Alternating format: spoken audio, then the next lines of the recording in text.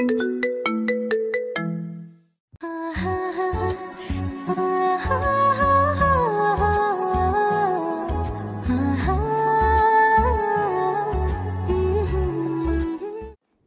তুই আমাকে বিয়ে করেছিস কেন? আজ বাসর রাত, তবু একটা পাপ্পিও দেস না। মুখ অন্যদিকে ঘুরিয়ে রেখেছিস। কোথায় ভেবেছিলাম বর এই করবে সেই করবে, শাকচুনি বান্ধবীদের কথার সাথে কোনো মিল দেখতে পাচ্ছি না। বাসরাতে নতুন বউয়ের মুখে তুই নামক ডাকটা শুনে খানিকটা অবাক হলাম। কি হলো, কিছু বলছিস না কেন? বিয়ে কেন করেছিস? কিছু করবি না? না করলে ফল কাটা ছুরি গলায় চালিয়ে দিব। এই তুই ভয় পাইছিস কেন? ছুরি তো চালাবো আমার গলায়, আর ফাঁসি হবে তোর। সরি, তুই করে বলে ফেললাম। আচ্ছা বাদ দেন ওইসব, তাকান আমার দিকে। আমার বুকের ঠিক বাম পাশটায় একটা তিল আছে। বুকের বাম পাশে তিল থাকলে নাকি বর অনেক রোমান্টিক হয়। পিচ্চি বউয়ের মুখে এসব কথা শুনে বিস্ময়ের দৃষ্টিতে তাকিয়ে বলতে লাগলাম, মানে কি বলছেন এইসব? এইসব কি বলতে হয়? চুপচাপ ঘুমান, নইলে নিচে শুতে হবে। বয়স 15 হবে কিনা সন্দেহ আছে, কথা বলে কি এক একটা। হায় আল্লাহ, কি বলেন আপনি? না আমার স্বামী, ভাবি বলেছে স্বামীর কাছে সব বলতে হয়। আচ্ছা আরো কোথায় কি আছে বলবো কি জানেন? আমার না নাভির কাছে। আল্লাহ আমাকে বাঁচাও, মেয়েটা তো দেখছি আমায় পাগল বানিয়ে ছাড়বে। এই পিচ্চি চুপ করবে তুমি? শুনেছি বাসুর ঘরে নাকি এই হয় সেই হয় স্বামী স্ত্রীর মাঝে। আপনি তো দেখছি কিছুই করছেন না, একটা কিস তো করতে পারেন। ছাই রোমান্টিক আপনি। আচ্ছা জড়িয়ে নিতে তো পারেন, তা না করে মাঝখানে কোলবালিশ দিয়ে রাখছেন। কার কাছে শুনেছো? আর কেন, ভাবির কাছে। কি শুনেছো? ভাবি বলেছে স্বামী যেমন যেমন করতে বলে তেমনই করতে। ও আচ্ছা, খুব ভালো তোমার ভাবিটা। এখন তুমি ঘুমিয়ে যাও। তোমার ভাবি বলেছে না স্বামী যা বলেছে তাই করতে, সো তাড়াতাড়ি ঘুমিয়ে যাও। তাহলে ঘুমাবো? বাসর রাতে নাকি ঘুমায় না? তুমি কি আমাকে ঢপ দিচ্ছ? আচ্ছা কোলবালিশটা সরাও, মাঝখানে ইন্ডিয়া পাকিস্তান করে রাখছো। এই পিচ্চি চুপ করবে? আমার জীবনটা নরক বানাতে এসেছে, ঘুমাও বলছি। বাসর রাতে কত কি করে শুনেছি স্বামী স্ত্রী, আর আমাকে ঘুমাতে বলছো? আচ্ছা একটা আইডিয়া শুনবেন আপনি? আবার আইডিয়া? আচ্ছা বলো কি বলবে। বাসর রাতে কি কি করে আপনি বলেন, আমি সব করব। আইডিয়াটা চমৎকার না? এই কতবার বলবো তোকে স্ত্রী হিসেবে মানি না, তারপরও এত প্যাচ প্যাচ করস কেন? আপনি না মানলে কি হবে? আমি আপনাকে মনে প্রাণে স্বামী হিসেবে মানি। বাঙালি মেয়েদের একবারই বিয়ে হয়। যখনই আল্লাহ তাআলার কালাম পড়ে 3বার কবুল বলেছি, তখন থেকে আপনাকে স্বামী হিসেবে গ্রহণ করেছি। শুধু ইহকাল নয়, পরকালেও আপনাকে স্বামী হিসেবে আল্লাহর কাছে চাইব। আচ্ছা এখন তুমি ঘুমাবে নাকি নিচে নামিয়ে দিব যত সব? জীবনটাই শেষ করে দিয়েছে। বিয়ে নিয়ে কত স্বপ্ন ছিল, বাসরাত নিয়ে কত পরিকল্পনা ছিল, কিন্তু কপালে যে বাচ্চা মেয়েটাকে বিয়ে করতে হবে তা কখনো জানতাম না। আচ্ছা একটা পাপ্পি দিই আপনাকে। এই বলে মুখের কাছে মুখ নিয়ে ঠোঁটের সাথে ঠোঁট মিলিয়ে দিল। আমার চোখ জোড়া বন্ধ হয়ে গেল। পিচ্চির নাকের গরম শ্বাস জানান দিচ্ছে পিচ্চিটা কতটা কাছে চলে এসেছে আমার। আমি ধাক্কা দিয়ে সরিয়ে ঠাস ঠাস করে চড় বসিয়ে দিলাম। এই মেয়ে, বাসরাতে শখ যাচ্ছে, নাক টিপ দিলে দুধ বের হয়ে আসবে, আর সে কিনা বাসরাত নিয়ে লাফালাফি, যত সব। হিটলারটা আমার জীবনটা এভাবে নষ্ট করে দিবে কখনো ভাবিনি। আপনি ভুল বলছেন, নাকে চাপ দিলে দুধ বের হয় না, নাকে টিপ দিলে, থাক বলবো না, পচা বের হয়। দুধ তো বের হয়। আল্লাহ কই রাখছো আমায়? এই ডেভিল মেয়ে, চুপ করবি? পিচ্ছু এত কথা বলতে হয় না। সত্যি বললে ডেভিল হয়ে যায়। আর আমি পিচ্ছি না, আমার বয়স 14 বছর 3 মাস 17 দিন। নাক টানতে টানতে বলল মেয়েটা। মনে মনে ভাবছি মেয়েটাকে মারা ঠিক হয়নি, কিন্তু কি করব, পিচ্চি মেয়েটার জন্য হিটলারটা আমার ভবিষ্যৎটাই নষ্ট করে দিল। আচ্ছা আপনি ঘুমান। আর হাতে ব্যথা পেয়েছেন কি? কথাটা শুনে নিজের অজান্তেই খারাপ লাগলো। পিচ্চিটার দিকে তাকাতেই মনে হচ্ছে একটা পূর্ণিমার চাঁদ। এত সুন্দর কোনো মেয়ে হতে পারে? মুখ দিয়ে রংধনুর আভা বের হচ্ছে। এ কি, পিচ্চিটার ঠোঁট কেটে রক্ত বের হচ্ছে। থাপ্পড়টা জোরেই লাগছে। আচ্ছা তোমার নাম কি? আমাকে বিয়ে করার সময় নাম শুনেননি? তোমাকে বিয়ে করার কোনো ইচ্ছেই ছিল না, হিটলারটার জন্য বিয়ে করেছি। এখন নাম কি বলবে? এখন বলে লাভ নেই, বিয়ে করে ফেলেছেন। শুনেন, আমার নাম কারিমা জাহান কথা। আচ্ছা কথা, সরি। তোমার লাগেনি তো? এই যে নাও, টিস্যু দিয়ে রক্তটা মুছে নাও। আপনি না বলেছেন আমাকে স্ত্রী হিসেবে মানেন না? না মানলে আমার জন্য কষ্ট পেতেন না। হয় চুপ করবি? তোকে স্ত্রী হিসেবে কোনোদিন মানি না, আর মানবও না। কাউকে টিস্যু দেওয়া মানে তাকে বউ হিসেবে মেনে নেওয়া না। এই বলে বালিশটা নিয়ে চলে গেলাম সোফাতে। আর একটু থাকলে আমি পাগল হয়ে যাব। কই যাচ্ছেন আপনি? জাহান নামে যাচ্ছি, চুপচাপ এখানে শুয়ে থাকবি, নইলে তোকে ফ্লোরে শুয়ে থাকতে দেব। আচ্ছা ঠিক আছে। বাতিটা অফ করে শুয়ে শুয়ে ভাবছি, হিটলার আমার জীবনটা কীভাবে নষ্ট করে দেবে। তোবা শুনলে বাসায় এসে আমাকে খুন করবে, নইলে সে নিজে গাড়ির নিচে পড়ে মরবে। বারবার তোবার কথা মনে পড়ছে। দুজন দুজনকে নিয়ে কত স্বপ্ন দেখেছি। আর মাঝখানে হিটলারটা পিচ্চি মেয়েটাকে বিয়ে করিয়ে দিল। ও আপনাদের তো পরিচয়টাই দেওয়া হয়নি। আমি জিসান আহমেদ রাজ। অনার্স কমপ্লিট করে বাবার মানে হিটলারের হোটেলে খাচ্ছি। হঠাৎ রুমের বাতিকে যেন জ্বালিয়ে দিল। এই পিচ্চি, কি করো? কেন দেখতে পাচ্ছেন না আপনি? কাপড় কেন খুলছো? আমি কাপড় পরে ঘুমাতে পারি না। যত সব। এই কাপড় পরো। আর যদি কাপড় খুলতে দেখেছি কি যে করব। আহ, আপনি না বললেন ঘুমাতে? এত ভারী কাপড় পরে কেউ ঘুমায়? কেউ যদিও বা না ঘুমাই, তুই ঘুমাবি, ঘুমা বলছি। বাবা, আমার স্বামী আমাকে কাপড় খুলতে দেয় না। কথাটা বলতেই মুখটা চেপে ধরলাম। এই তোমার কি হয়েছে? এসব কি বাবাকে বলতে হয়? তো কি করব? কাপড় পরে ঘুমাতে পারি না, তাই বাবাকে ডাক দিচ্ছি। বাবা বলেছে যদি কোনো সমস্যা হয় বাবাকে বলতে। আচ্ছা তাহলে কাপড় খুলেই ঘুমাও। কথাটা বলতে দেরি হয়েছে, মেয়েটা কাপড় খুলতে দেরি হচ্ছে না। বুঝিয়ে সুঝিয়ে কোনো রকম কাপড়টা গায়ে রাখতে বলে এসে ঘুমিয়ে পড়লাম। সকালবেলা নুসরাত দরজা ধাক্কাচ্ছে আর ভাবি ভাবি করছে। নুসরাতের ডাকে ঘুম ভাঙতেই চেয়ে দেখি সকাল হয়ে গেছে। তাই তাড়াহুড়ো করে বালিশটা নিয়ে বিছানায় রাখতেই দেখি কথার কাপড় নিচে পড়ে আছে। আল্লাহ, কেমন বউ কপালে জুটলো, শাড়ি পরে ঘুমোতে পারে না। এই উঠো, অন্যদিকে তাকিয়ে। ওহ, কি হয়েছে মা? ওই আমি তোর মা? এই বলে জোরে ধাক্কা দিতেই কথার ঘুম ভেঙে যায়। কি হয়েছে? কাপড় পরে নাও। এখন আবার বলো না আমি কাপড় পরতে পারি না। আহ, আমি সত্যি কাপড় পরতে পারি না, আপনি পরিয়ে দেন। আমি পড়াতে পারি না? বড় বড় কথা বলতে তো পারো, আমি ছোট না। কাপড়টাই পরতে পারো না। আর হ্যাঁ, কাপড় পরাতে পারলেও আমি তোমাকে কাপড় পরিয়ে দিব না, নিজে পরে নাও। বাবা, ও বাবা, আপনার ছেলে আমাকে শাড়ি পরিয়ে দেয় না।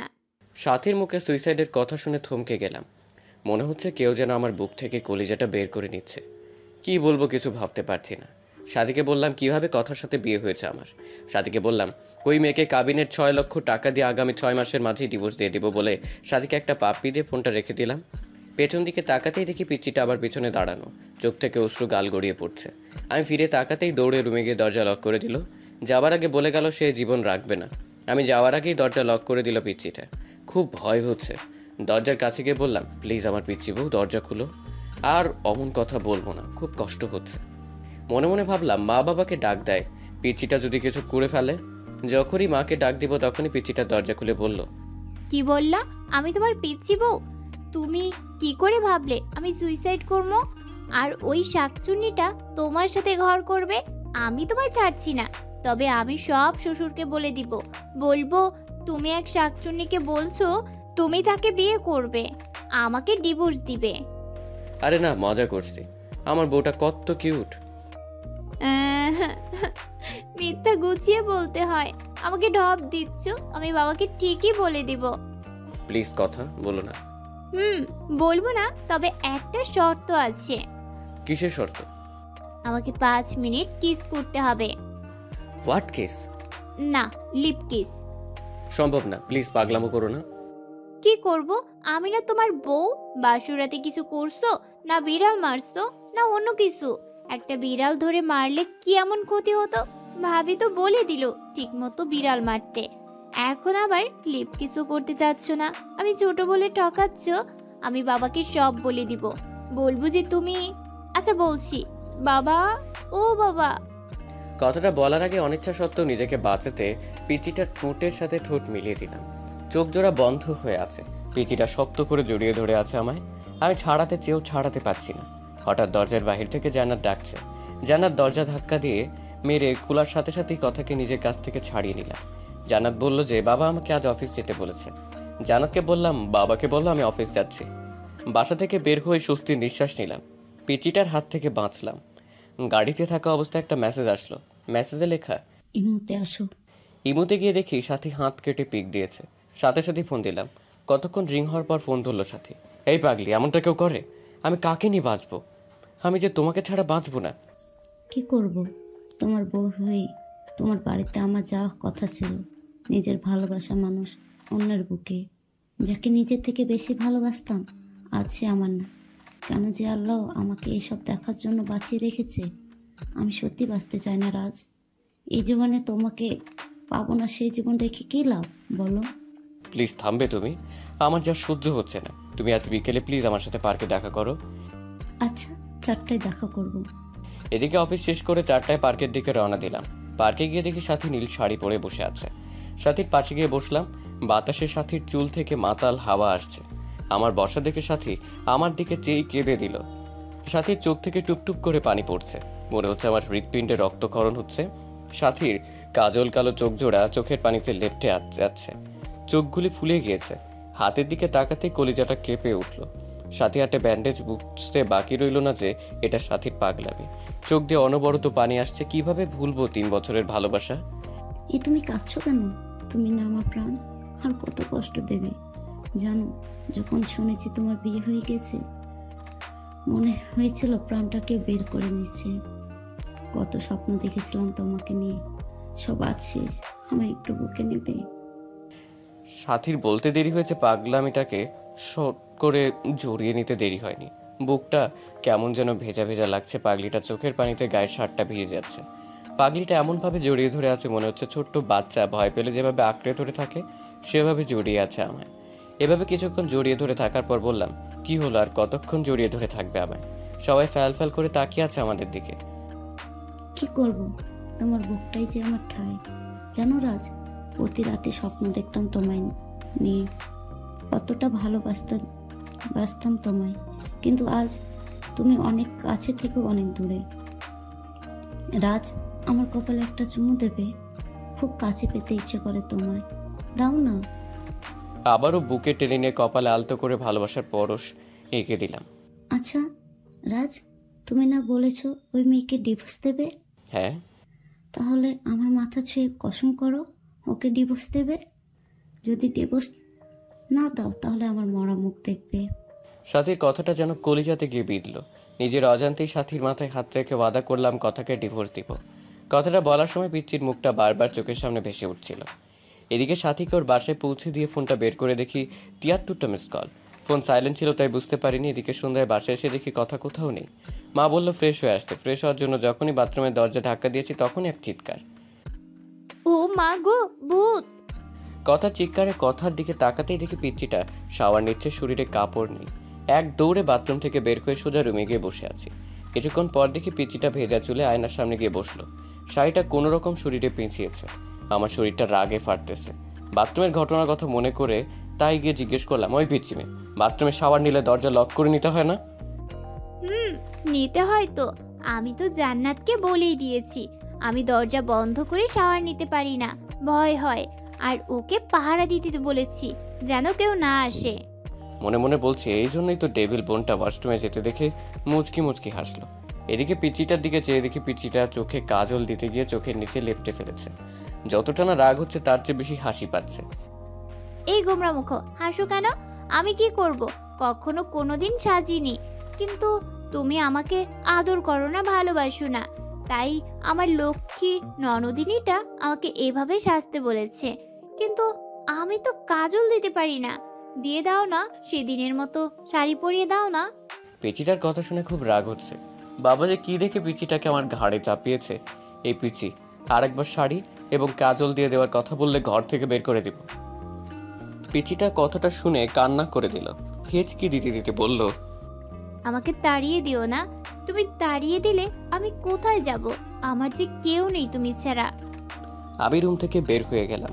মা খাবার বেড়ে দিলে যখনই খাবার মুখে দিব তখনই বলল, রাজ বাবা, কথা মাটা খায়নি, কথা বলছিল তুই আসলে খাবে। জানিস বাবা, ছোট মেয়ে তো, সারাদিন এত করে বলার পরও কিছু খায়নি। পেটের মুখের দিকে তাকানো যায় না। ওকে নিয়ে একসাথে খা। মার কথা শুনে অজান্তেই মনটা খারাপ হয়ে গেল। পিচ্চিমের পাগলামি দেখে আচ্ছা মা, তুমি বসো, আমি কথাকে নিয়ে আসছি। এই বলে রুমে গিয়ে দেখি পিচ্চিটা ড্রেসিং টেবিলের সামনে বসে এখনো কাঁদছে। এই কথা, তুমি খাওনি কেন? স্বামী কি ছাড়া স্ত্রী খায়? আচ্ছা চলো একসাথে খাবো। আর হ্যাঁ, আজকের পর খাওয়ার সময় হলে খেয়ে নিবে, আমার জন্য অপেক্ষা করতে হবে না। না, আমি খাবো না। তুমি একটা পচা, আমাকে আদর করো না। খেতে পারি, তার আগে আমার চোখে কাজল দিয়ে দিবে, কালকের মতো শাড়ি পরিয়ে দিবে। জানো, তোমার স্পর্শ আমার অঙ্গ জুড়ে থাকে। তুমি বোঝো না, তোমার স্পর্শে আমি কতটা শিহরিত হই। নিজের অনিচ্ছা সত্ত্বেও পিচ্চিটার চোখে কাজল এবং শাড়ি পরিয়ে দিলাম। রাতে একসাথে খেয়ে একটা বালিশ আর চাদর নিয়ে ফ্লোরে শুয়ে পড়লাম, পিচ্চিটাকে খাটে শুতে দিই। এদিকে পিচ্চিটা খাটে শুয়ে থাকবার জন্য বললেও ধমক দিতে আর কিছু বলেনি। এদিকে রাতে ঘুমিয়ে আছি, হঠাৎ বুকটা ভারী ভারী লাগছে। চোখ খুলতেই ভূত দেখার মতো ভয় পেলাম, কারণ কথা আমার বুকে শুয়ে আছে। চাঁদের আলো জানালার কাজ ভেদ করে পিচ্চিটার মুখে পড়ছে। এত মায়াবতী লাগে কোনো মেয়েকে চাঁদের আলোয়, না দেখলে অজানাই থেকে যেত। হঠাৎ ছাতির কথা মনে হতেই পিচ্চিটাকে বুক থেকে সরিয়ে দেওয়ার জন্য ধাক্কা দিতেই আরো শক্ত করে জড়িয়ে ধরলো। এই কি করছো, ওটা বলছি। কথা ঘুমের মাঝেও চোখ খুলো তো বলল, আমার স্বামীকে জড়িয়ে ধরে আছি, এতে খারাপের কি আছে? আমার অধিকার আমি আদায় করে নিব। বুক থেকে ছাড়িয়ে কষে একটা থাপ্পড় দিয়ে বলতে লাগলাম, তোকে বলেছি না আমাকে স্বামী না ভাবতে, কেন জড়িয়ে ধরে থাকিস? আমি বলছি না তোকে ডিভোর্স দিব। কথাটা বলতেই খাটে চলে গেল কথা। আমি আবার গভীর ঘুমে হারিয়ে গেলাম। এদিকে ঘড়ির কাঁটা 1টা বাজতেই কথা ঘুম থেকে উঠে সুন্দরভাবে উজু করে 2 রাকাত নামাজ শেষ করে মনোজাত ধরে বলতে লাগলো, হে পরওয়ারদিগার, আমার আল্লাহ, তুমি তো সর্বশক্তিমান। তোমার হুকুম ছাড়া গাছের একটা পাতাও নড়ে না।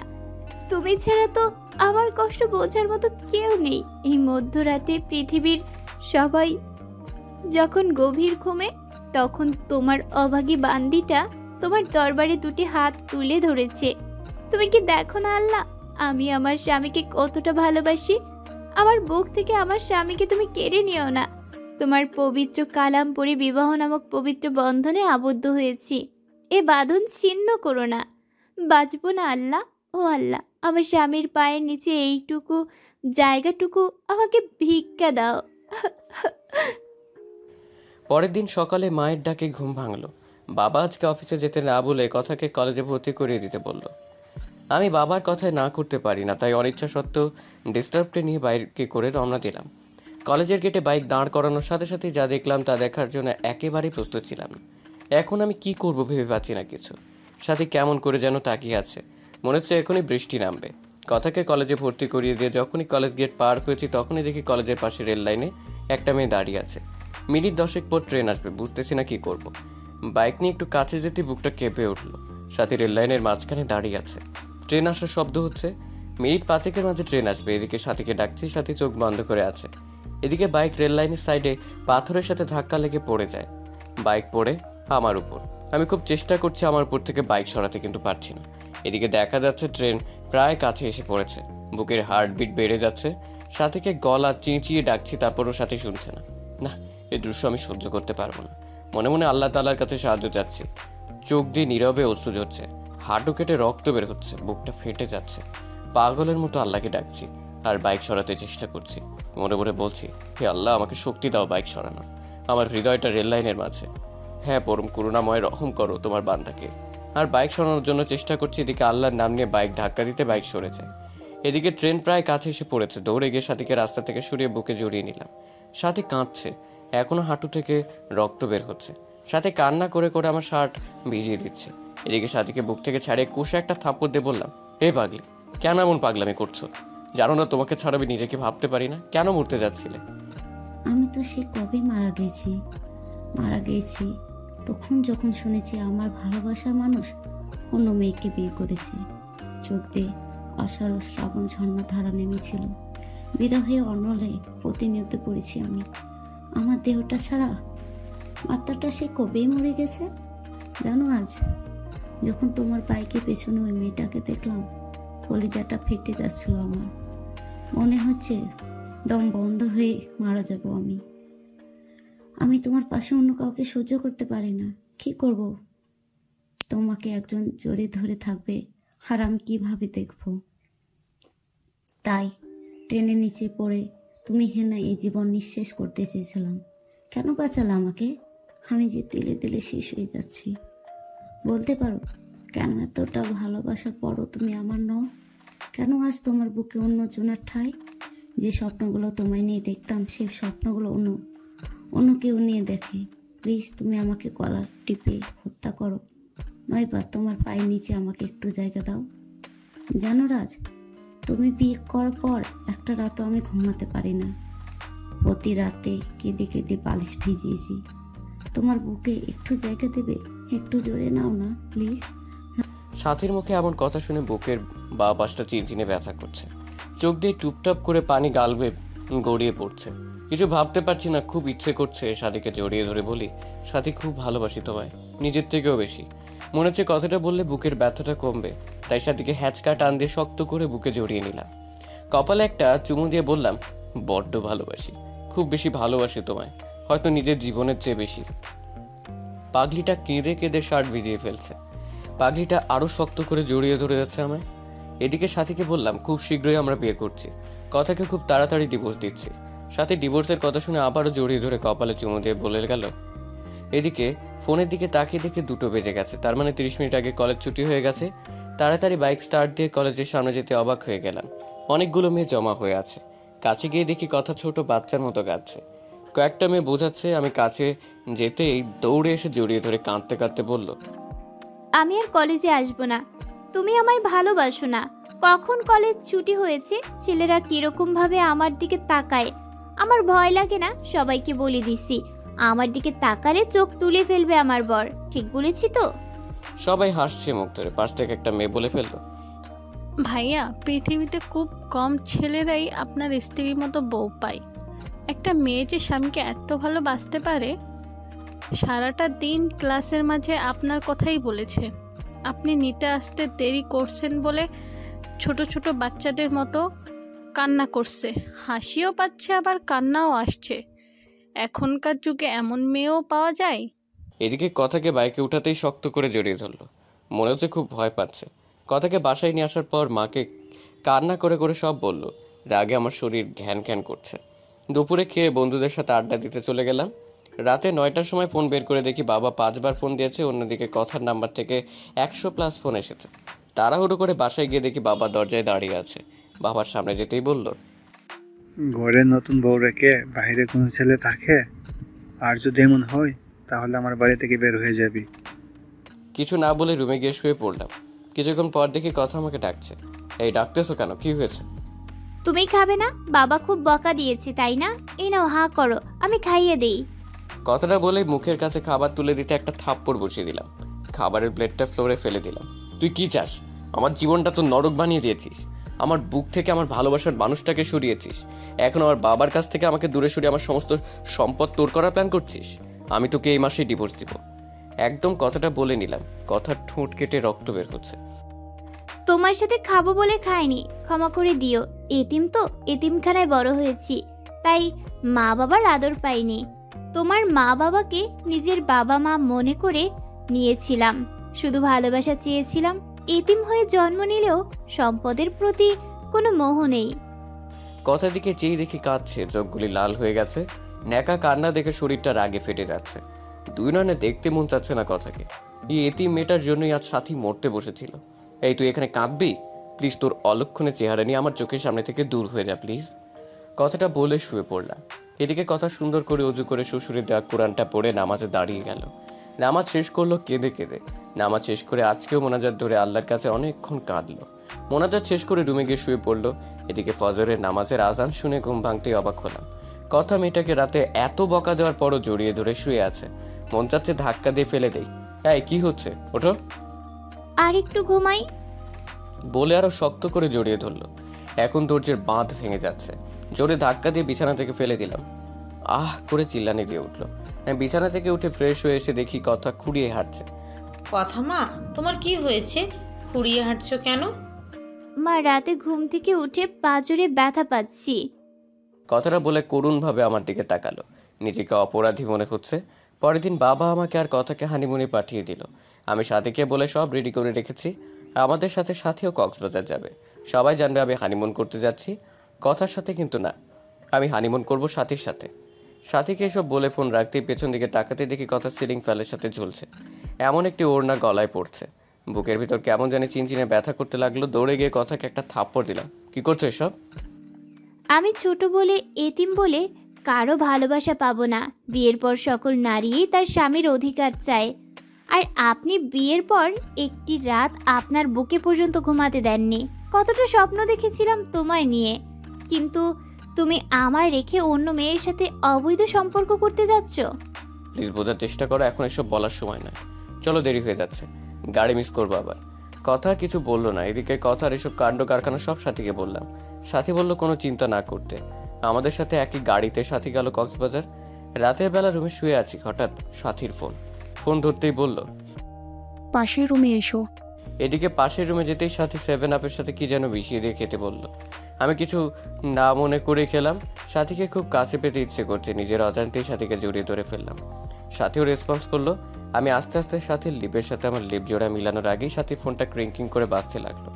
ফোনটা ধরেই সাথী উঠে ওয়াশরুমে চলে গেল। এদিকে কিছুক্ষণ পরে সে বলল, বাবু আমি অসুস্থ, কাল যা মন চায় তাই করো। এই বলে আমাদের রুমে দিয়ে গেল। কথাকে বলল সে আমাদের কলেজ ফ্রেন্ড। কথা কখনো সাথীকে দেখেনি। এদিকে রুমে গিয়ে বিছানায় শুয়ে পড়লাম। এখন আমার শরীর আর চোখ দিয়ে উত্তাপ বের হচ্ছে। কথা আজ খুব সুন্দর করে সেজেছে। নীল শাড়ির সাথে ম্যাচিং ব্লাউজ, সাথে নীল রঙের চুড়িতে কি অপরূপটাই লাগছে। কথার চোখে কাজল দেওয়াতে আরো মায়াবী লাগছে। কথা এসে খাটে বসতেই টান দিয়ে বুকে জড়িয়ে নিলাম। ঘটনায় আকস্মিক ব্যবহারে কথা কিছুটা বিব্রত হলো। আপনাকে একটা কথা বলবো। বলো, কি বলবে? আপনার কাছে একটা জিনিস চাইবো, দিবেন তো আমাকে? আচ্ছা বলো, দেওয়ার মতো হলে দিব। টাকা লাগবে কি? না, আমার টাকা চাই না, আমার তো তোমাকে চাই। কি বলবে? না কিছু না। শোনো, তুমি কি আমাকে একটা কিউট মেয়ের মা বানাবে, যার নাম হবে তোমার নামানুসারে রাইসা? ইস, বাবুর মা হবার কথা বলে কিরকম লজ্জা পেয়েছে। লজ্জা পাবোই তো। আমি কথার কারের কাছে মুখটা নিয়ে বললাম, কাছে আসো, তোমাকে রাইসার মা বানাচ্ছি। দুষ্টুমির ছলে কথাটা বললাম। কথা ছোট বাচ্চার মতো আমার বুকে মুখ লাগালো। আমি কথার কপালে একটা চুমু দিয়ে আরো শক্ত করে জড়িয়ে ধরলাম। পিচিটা টাঁট ঠোঁট জোড়া আমার ঠোঁটের সাথে মিলিয়ে দিল। এরপর নারী পুরুষের সবচেয়ে ঘনিষ্ঠ কিছু মুহূর্ত পার করলাম। তারপর বুকে জড়িয়ে শুয়ে পড়লাম। সকালে ঘুম থেকে উঠে দেখি কথার কাপড় চোপড়ে কিছু ঠিক নেই। আমার শরীরের বিভিন্ন জায়গায় লিপস্টিকের দাগ। পিচিটা এখনো শক্ত করে জড়িয়ে ধরে আছে আমায়। রাতের কথা মনে হতে লাফ দিয়ে উঠলাম। এ কি করলাম আমি তো কথাকে ডিভোর্স দিব, তবে কেনই বা তার সতীত্ব হরণ করলাম? মাথা কাজ করছে না। কথাকে আজ খুশি খুশি লাগছে। বিয়ের পর কখনোই এতটা খুশি দেখিনি ওকে।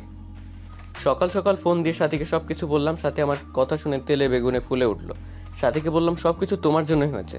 তুমি যদি গত রাতে সে মেডিসিন না খাওয়াতে তাহলে এমনটি হতো না। আচ্ছা বাদ দাও, কোনো চিন্তা করো না। কাল তোমাকে একটা পিল দেবো, সেটা খাইয়ে দিও, তাহলে কোনো চিন্তা করতে হবে না। সাথীর কথা শুনে বেশ অবাক হলাম, কিন্তু সাথীকে ভালোবাসি, কথাও দিয়েছি সাথীকেই বিয়ে করব। তাই আর কোনো কিছু চিন্তা না করে রাজি হয়ে গেলাম। পরের দিন রাতে একটা পিল নিয়ে বললাম, খেয়ে নাও তো পিলটা। কথা, কিসের পিল এটা? আমি তো সুস্থ, আপনি কিসের পিল খেতে বলছেন আমাকে? তোমাকে মিথ্যে বলে লাভ নাই, ক্ষমা করে দিও। সেদিনের রাতে তোমার সাথে যা হয়েছে তা নিছক একটি দুর্ঘটনা মাত্র। আমি জানি তুমি যা হারিয়েছো তা পৃথিবীর বিনিময়ে ফিরিয়ে দিতে পারবো না। আমি ডিভোর্স পেপার রেডি করে রেখেছি, তাই আমি চাই না আমার সন্তান তুমি গর্ভে ধারণ করো। চিন্তা করো না, ডিভোর্সের সাথে তোমাকে 20 লাখ টাকার একটা চেক দিয়ে দিচ্ছি, সময় করে ব্যাংক থেকে তুলে নেবে। এদিকে আমার কথাটা শুনে কথা আমার 2 পা জাপটে ধরে বলতে লাগলো, প্লিজ আপনি আমার গর্ভের সন্তান নষ্ট করতে বলবেন না। আপনার মন চায় আপনি আরেকটা বিয়ে করেন। আমি কখনো কোনোদিন স্বামীর অধিকার চাইব না। আপনার বাড়িতে তো 2টো কাজের মেয়ে রাখছেন, আমাকে নিয়ে না হয় 3টা হবে। প্লিজ আমার সন্তানকে নষ্ট করে দিতে বলবেন না প্লিজ। আমি সারা জীবন আপনার বাসায় কাজের মেয়ে হয়ে থাকব, কোনো পারিশ্রমিক দিতে হবে না। শুধু আমাকে ডিভোর্স দিয়েন না। আমার সন্তানটা যেন বলতে পারে আপনি তার বাবা। আমি চাই না আমার মতো আমার অনাগত সন্তানটা পিতৃহীন পরিচয়ে বড় হোক। প্লিজ একটা এতিমকে এভাবে ফিরিয়ে দিবেন না। আপনার পায়ের নিচে একটু জায়গা দেন, নয়তো গলা টিপে মেরে ফেলেন। এই কি করছো? পা ছাড়ো। আমি পারবো না, আমার জীবনের সাথী ছাড়া কেউ নেই। এখন পিলটা খেয়ে নিবে, যদি না খাও মনে করব তুমি আমার বুকে পা রেখে তুমি গর্ভধারণ করবে। এখন তোমার ইচ্ছে। প্লিজ এমন কসম দিও না। আমার কাছে যে তোমার স্থান সবার উপরে। পারবো না আমি তোমার বুকে পা রেখে সন্তান নিজের মাঝে বড় করতে। ক্ষমা করে দিও কথা, এছাড়া আমার কোনো উপায় ছিল না। এই নাও পিল, আর এই নাও পানি, খেয়ে নিও। আচ্ছা দাও। এই বলে জন্ম নিয়ন্ত্রণ পিলটা হাতে নিয়ে নিল। চোখ থেকে টপ টপ করে পানি পড়ছে। করুণ দৃষ্টিতে তাকিয়ে আছে। মনে মনে ভাবছে হয়তো আমি বলবো পিল খেতে হবে না কথা, কিন্তু না, আমি কোনো কথা বললাম না। কথা আমার দিকে তাকিয়ে থেকে বিষ যেমন করে মানুষ মুখে নেয় তেমনি করে মুখে নিয়ে নিল। গ্লাস থেকে একটি পানি মুখে দিল। নিজের অজান্তেই মনে হচ্ছে খুব বড় কোনো পাপ করে ফেললাম। এদিকে মা ফোন করলো যে বাবা অসুস্থ, তাই বাড়ি ফিরে যেতে হবে। মনে মনে স্থির করে নিলাম বাড়িতে ফিরে ডিভোর্স পেপারের জন্য আবেদন করব। কথাকে নিয়ে বাসায় ফিরলাম। এদিকে সাথী বলল যে কথাকে আমাদের দুজনের মাঝ থেকে সরিয়ে ফেলবে। আমি ওর অনেক বোঝানোর পর সাথী বলল, সেই দিন কক্সবাজার মেয়েটা যা বলেছিল সবই শুনেছি। আর সবচেয়ে বড় কথা হলো, মেয়েটাকে তোমার বাবা অনেক স্নেহ করে। আমি তোমাদের বাড়ির রহিমের কাছে খবর পেয়েছি যে তোমার বাবা নাকি তোমার সম্পত্তির কথার নামে লিখে দেবে। তাই আমাদের ভবিষ্যতের জন্য কথাকে আমাদের পথ থেকে সরে দেবে। আমি তোমাকে না বলে প্রফেশনাল কিলারের সাথে কন্ট্যাক্ট করেছি। না, এ হতে পারে না। আমাদের ভালোবাসার জন্য একটা নিষ্পাপ জীবনকে হত্যা করব? না সাথে, এটা করা ঠিক হবে না। বাবু দেখো, আমি চাই না, কিন্তু তোমার বাবা কখনো কথা বেঁচে থাকতে আমাকে মেনে নেবে না। আর তোমাকে না পেলে আমি বাঁচবো না। সত্যি মরে যাব। তুমি আমার নিঃশ্বাস, তুমি আমার প্রাণ। জানো, তুমি কথাকে বিয়ে করার পর একটি রাতও শান্তিতে ঘুমাতে পারিনি। এতটা ভালোবাসা পরে কেন আল্লাহ আমার মাঝে এত বড় দেয়াল তুলে দিল? প্লিজ তুমি আমাকে খুন করে ফেলো, নয়তো আমাকে তোমার বুকে টেনে নাও। তোমার বুকটাই যে আমার শেষ ঠিকানা। তোমার বুকে যে আমি শেষ নিঃশ্বাস ত্যাগ করতে চাই। প্লিজ কান্না করো না। আমি সব সইতে পারি, কিন্তু তোমার কান্না সহ্য করতে পারি না। তোমাকে যে বড্ড ভালোবাসি, কিন্তু আমাদের ভালোবাসার জন্য একটা নিষ্পাপ জীবনকে কেমনে সরিয়ে ফেলি? আল্লাহ কি ক্ষমা করবে আমাদেরকে? জানি এটা অন্যায়, কিন্তু এই ছাড়া আমাদের কোনো উপায় নেই। কথাটা বলে হাতটা নিয়ে সাথীর গলা চেপে মেরে ফেলতে বলল। প্লিজ কিলমি, আমাকে গলা চেপে মেরে ফেলো। তোমাকে ছাড়া বাঁচাতে পারবো না। জানো রাজ, মেয়েরা সব ভাগ দিতে পারে, তবে একটা ভাগ ছাড়া, তা হলো তার ভালোবাসার ভাগ। আমার সহ্য হয় না কথাকে। যে বুকে আমার থাকার কথা, সে বুকে সে মেয়েটা থাকে। যে স্বপ্ন তোমাকে নিয়ে দেখেছি, সেই স্বপ্ন পূর্ণ করছে সে মেয়েটা। আমাকে তুমি হত্যা করতে পারবে না তোমার সেই স্ত্রীর কথাকেও হত্যা করতে, কিন্তু তোমাকে আমার হত্যা করতে হবে না। তুমি হীনা, আমি এই জীবন দিয়ে কি করব? কথাটা বলে কাঁদতে কাঁদতে ব্লেড দিয়ে হাত পোঁছ দিল। হাত থেকে ফিরকি দিয়ে রক্ত বেরোতে লাগলো। সাথীর চোখ দিয়ে টুপটাপ করে পানি পড়তে লাগলো। সাথীর রক্ত দেখে নিজের কলিজার ফেটে যাচ্ছে। ঠাস করে চড় বসিয়ে দিলাম সাথীর গালে। আমার থাপ্পড়কে ফুপিয়ে কাঁদতে লাগলো। শক্ত করে জড়িয়ে ধরলাম সাথীকে শক্ত করে জড়িয়ে ধরে বলতে লাগলাম, কেন এভাবে পাগলামো করছো? তোমাকে ছাড়া আমি কেমনি বাঁচবো? কথাকে তাহলে খুব শীঘ্রই আমাদের মাঝ থেকে সরিয়ে আমার ময়না পাখিটাকে আপন করে নিব। বুকের ভেতর চাপা কান্নার আওয়াজ পেলাম। সাথীকে আমাকে ছেড়ে দিয়ে আমার কপালে ভালোবাসার স্পর্শ এঁকে দিলাম। সাথীকে বাসায় ড্রপ করে বাসায় আসতে দেখে কথা খাবার নিয়ে বসে আছে। রাত প্রায় 10টা। আমি কিছু না বলে শুয়ে পড়লাম। আপনি খাবেন না? কিছু খেয়েছেন? মন খারাপ আপনার? হ্যাঁ, বাইরে থেকে খেয়ে এসেছি। আর হ্যাঁ, মন খারাপ আমার। আর তার কারণ তুই। পিচিটার দিকে তাকিয়ে দেখি কাঁদবে ভাব। কম্বলটা টান দিয়ে শুয়ে পড়লাম। মাঝরাতে ঘুম ভাঙতে দেখি কেউ একজন শক্ত করে জড়িয়ে রেখেছে আমায়। চোখ খুলে দেখি পিচিটা আমার বুকে। চাঁদের আলো পিচিটার মুখে এসে পড়ছে। চুলগুলো রং পাল্টাচ্ছে। হঠাৎ নিচের দিকে তাকাতেই চোখ কপালে উঠল। পিচিটা শাড়ি খুলে নিচে ফেলে দিয়েছে। আমি জানি কথা শাড়ি পরে ঘুমাতে পারে না, কিন্তু 3 পিস তো পরে ঘুমায়, তাহলে আজ ইচ্ছে করে এমন করছে। আজ পিচিটাকে এত সুন্দর লাগছে। মাথার চুলগুলো কপাল পেরিয়ে মুখে এসে পড়ছে। মন চাচ্ছে ফু দিয়ে চুলগুলো কপাল থেকে সরিয়ে আলতো করে কথার কপালে ভালোবাসার পরম স্পর্শ এঁকে দিই। এ কি আমার গায়ে লিপস্টিকের দাগ? মনে মনে ভাবছি আজ মনে হয় পুরুষ দর্শন করেছে। আমার বুকে লিপস্টিকের দাগ দেখে বিস্মিত হলাম। কথার ঠোঁটের দিকে তাকিয়ে দেখি ঠোঁটে এক বিন্দু লিপস্টিক নেই। মনে মনে ভাবছি পিচিটা কি সর্বনাশ করছে। তবে আজ কেন পিচিটাকে এত সুন্দর লাগছে? মন চাচ্ছে সারা জীবনের জন্য আপন করে নিই।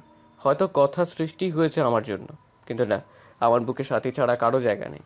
আমার মন প্রাণ জুড়ে শুধু সাথী। তাই কথাকে কয়েকবার ডাক দিলাম, উঠলো না। তাই জোরে ধাক্কা দিতে চোখ কচলিয়ে উঠলো। আমি বললাম, কি ব্যাপার, আমার গায়ে লিপস্টিকের দাগ কেন? আর তুমি কেন আমার বিছানায় শুয়েছো? আমার না ভয় করছিল। আর রাতে আমি কিছুই করিনি, সব আপনি করছেন। আমি তো আপনার সাইডে ঘুমিয়েছিলাম, আপনি জোর করে বুকে টেনে নিয়েছেন। আপনাকে মনে করেছিলাম এমনি অনেক ভালো, কিন্তু ঘুমের ঘরে আপনি যে এত ডেভিল। না ডেভিল না, শুধু ডেভিলের বস। আমার লিপ কিস করেছেন, ঘাড়ে কিস করেছেন, বুকে কিস। এই চুপ, অসভ্য মেয়ে।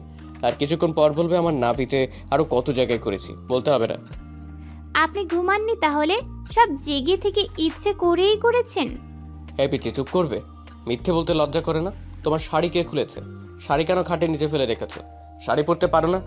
বিয়ে করেছো কেন?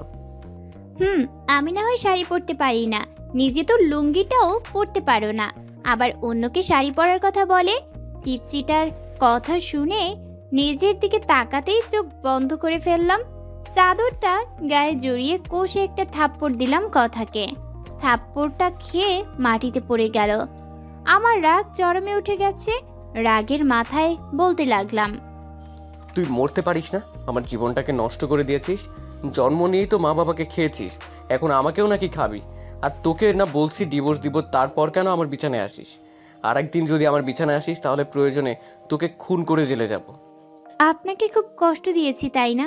আপনার কোথাও লাগেনি তো? আপনার হাতে কি ব্যথা পেয়েছেন? জানেন আল্লাহ কেন যে আমাকে বাঁচিয়ে রেখেছে? ছোটবেলায় অনাথ আশ্রমে বড় হয়েছি, দেখিনি মায়ের মুখ। মা ডাকটাও কখনো ডাকতে পারিনি বাবার কাছে আদরের সুরে কিছু চাইতে। কখনো বাবার কাঁধে চড়ে ঘুরতে পারবই বা কিভাবে? বাবাকে তো কখনো দেখিনি। আর এখন এসেছি আপনাকে জ্বালাতে। জানেন আত্মহত্যা মহাপাপ, সেই জন্যই হয়তো বেঁচে আছি।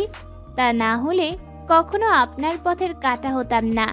আপনার বাড়ির দাসী করে রেখে দিয়েন, পারিশ্রমিক হিসেবে সকাল বিকাল রাতে এভাবে থাপ্পড় দিয়েন, তবুও তো দাসী হয়ে আপনার হাতের স্পর্শটা পাবো। আমি কি করব?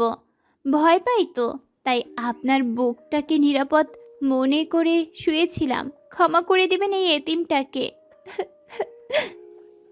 নিচের দিকে তাকিয়ে কথাগুলো বলতেছিল, আর চোখ থেকে আষাঢ়ে শ্রাবণ ঝর্ণা ধারায় মতো জল গড়িয়ে পড়ছে চোখ থেকে। পিচ্চিটার কথা শুনে নিজের কাছেই খুব খারাপ লাগছে। এভাবে মারাটা ঠিক হয়নি। সবচেয়ে খারাপ লাগছে যখন দেখলাম পিচ্চিটার ঠোঁট কেটে রক্ত পড়ছে। পরদিন মা বাবা জান্নাতকে নিয়ে নানি বাড়ি চলে গেলে সাথীকে ফোন দিলে সাথী বাড়িতে আসে। এদিকে সাথী আজ পিঙ্ক কালারের একটা শাড়ি পরেছে, হালকা লিপস্টিকের সাথে চুলগুলো ছেড়ে দিয়েছে। সাথী আসলেই সাথীকে নিয়ে বেডরুমে ঢুকে পড়ে। কথা অবাক নয়নে তাকিয়ে আছে, চোখটা ছলছল করছে, মনে হচ্ছে কখন জানি বৃষ্টি নামবে। কি হলো, দরজায় দাঁড়িয়ে আছো কেন? আজ তুমি জান্নাতের রুমে থাকবে, আর আজ রাতে আমাদের এই রুমে আসবে না বিরক্ত করতে। আর হ্যাঁ, আমাদের দুজনের জন্য খাবার দিয়ে যেও। এদিকে কথা আমার মুখের দিকে তাকিয়ে মাথা নাড়িয়ে হ্যাঁ সূচক জবাব দিল। কথা চলে গেল। সাথে এসে জড়িয়ে ধরে বলতে থাকে, কবে যে পাবো তোমায় সারা জীবনের জন্য, কবে তোমার বুকে মাথা রেখে ঘুমাবো। এদিকে আমার হাতটা সাথী স্পর্শকাতর জায়গায় সাথীর নিঃশ্বাস ভারী হয়ে আসছে। ঠোঁটজোড়া সাথীর ঠোঁটজোড়াকে আবদ্ধ করে ফেলবে ঠিক তখনই কথা খাবার নিয়ে রুমে ঢুকে পড়ে, কোনো প্রকার নক না করে। আমি সাথীকে ছেড়ে দিই। কথার দিকে তাকিয়ে বুঝতে পারলাম কাঁদছে। কথা ভাবিনি আমি এতটা নিচে নেমে যাব, কিন্তু কথা জানতো না আমার কলিজার টুকরা হচ্ছে সাথী। সাথী আমার জীবন মরণ, আমার ভালোবাসা সব সাথীর জন্য। কথা খাবার রেখে চলে গেল, চোখ দিয়ে পানি পড়ছে। দেখা গেল কথার। এদিকে সাথীর সাথে গল্প করতে করতে কখন যে আমি আর সাথী ঘুমিয়ে যাই খেয়াল নেই। সাথীর সাথে ফিজিক্যালি রিলেশন করতে চাইলেও সাথী বিয়ের পরের কথা বলে। আমরা সিদ্ধান্ত নিয়েছি 1 সপ্তাহ পর বিয়ে করব, তাই আর জোর করিনি। এদিকে মাঝরাতে কারো চাপা কান্নার আওয়াজে ঘুম ভেঙে যায়। চোখ খুলতেই দেখি সাথী আমার বুকে। সাথীকে বুক থেকে সরিয়ে কান্নার আওয়াজ কোথা থেকে আসছে তা দেখার জন্য রুমের বাইরে বের হতেই যা দেখলাম তা দেখার জন্য একেবারেই প্রস্তুত ছিলাম না। কথা জায়নামাজে বসে আছে, দেখে মনে হচ্ছে মোনাজাত ধরে আছে। মাঝে মাঝে ফুপিয়ে কান্নার আওয়াজ আসছে রুম থেকে। আমি আর একটু কাছে যেতে শুনলাম কথা বলছে, হে আল্লাহ, আমার পরম করুণাময় আল্লাহ তাআলা, তোমার দরবারে 2টি হাত তুলে ধরেছি। আল্লাহ, শুনেছি মাঝরাতে নাকি তুমি প্রথম আসমানে এসে বান্দাদের ফরিয়াদ শুনো। আচ্ছা আল্লাহ, এতিম বলে কি আমার ফরিয়াদ শুনবে না? জানো আল্লাহ, দুনিয়াতে মানুষ কষ্ট পেলে মা বাবাকে বলে, তুমি তো আমার মা বাবাকেও উঠে নিয়েছো। তুমি ছাড়া যে আসমানের উপরে জমিনের নিচে কেউ নেই আমার। শুনতে পাচ্ছ কি আমার কথা? দুনিয়াতে সন্তান কান্না করে দিলে মা দৌড়ে আসে, সন্তানকে কোলে তুলে নিয়ে গালে মুখে চুমু দিয়ে বলে, কি হয়েছে আমার লক্ষ্মী সোনা, কাঁদে না। হে আল্লাহ, তুমি তো দুনিয়ার মায়েদের চেয়ে লাখো কোটি গুণ তোমার বান্দাদের বেশি ভালোবাসো। তুমি তো সব দেখো হে মাবুদ। আমার স্বামী আজ অন্যের বুকে শুয়ে আছে, আমার কলিজাটা ফেটে যাচ্ছে। আল্লাহ, আমার মা বাবাকে তুমি তোমার কাছে নিয়ে নিলে আমায় কেন রেখেছো? আমাকে কষ্ট দিতে তোমার যদি ভালো লাগে আরও দাও কষ্ট। আল্লাহ, আমি যে আর সইতে পারছি না। একজন পতিতা নারীও তার স্বামীর ভাগ অন্য কাউকে দিবে না। আর আমি এতটাই অভাগী, জন্ম নেওয়ার পর না পেলাম বাবা মার ভালোবাসা, না পেলাম স্বামীর ভালোবাসা। আজ আমার স্বামী আমাকে বের করে দিয়ে অন্য মেয়ের সাথে রাত্রি যাপন করছে। হে আল্লাহ, আর কত কাঁদবো? কত কাঁদলে তোমার রহমতের সাগরের টান লাগবে? আর কত অশ্রু বিসর্জন দিলে তোমার আরশ কুরসি কেঁপে উঠবে? কত কাঁদলে তোমার রহমান আর রহিম নামের দয়ার সাগরের টান লাগবে?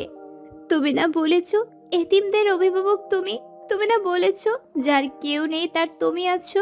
আল্লাহ, এতিম মানুষের চোখের পানি তোমার দেখতে কি খুব বেশি ভালো লাগে? আর যে আমি পারছি না। হে রহিম রহমান আমার আল্লাহ, আমার স্বামীকে আমার করে দাও। আমার স্বামীকে তোমার জান্নাতে নিয়ে একসাথে থাকতে চাই। ও আল্লাহ, তোমার এতিম গুনাহগার বান্দি যে কাঁদে তুমি দেখো না গো আল্লাহ। কষ্ট দিবে দাও, আরও দাও। আমার স্বামীকে আলাদা করে দিও না, আমার বেঁচে থাকার অবলম্বন কেড়ে নিও না। হে আল্লাহ, আমার স্বামী আমাকে এত মারে, এত কষ্ট দেয়। তুমি তো দেখেছো, আমাকে 3 বার থাপ্পড় দিয়েছে। 3 বারই আমার ঠোঁট কেটে রক্ত বাহির হয়ে গেছে। ও আমার আল্লাহ, তুমি আমার স্বামীর ওপর গজব দিও না। আল্লাহ, আমি কিন্তু খুশি আছি, তবুও তুমি রাগ করো না। আমাকে মেরেছে আল্লাহ, তোমায় কিন্তু মারেনি আল্লাহ। আমি কিন্তু খুশি আছি, তুমি রাগ করো না। আমার স্বামীকে তুমি হেদায়েত দাও আল্লাহ, তুমি আমার স্বামীকে হেদায়েত দাও, গজব দিও না। আমার স্বামীর বুকে শেষ নিঃশ্বাস ত্যাগ করার তৌফিক দান করো আল্লাহ। তোমার এতিম গুনাহগার বান্দি এই ফরিয়াদ রেখে তোমার দরবার থেকে হাত নামাচ্ছে আল্লাহ, আমিন। এদিকে দরজার ওপাশ থেকে কথা মোনাজাত শুনে নিজের অজান্তে চোখে পানি এসে গেল। পেছন দিকে তাকিয়ে দেখি সাথী। তুমি এখানে?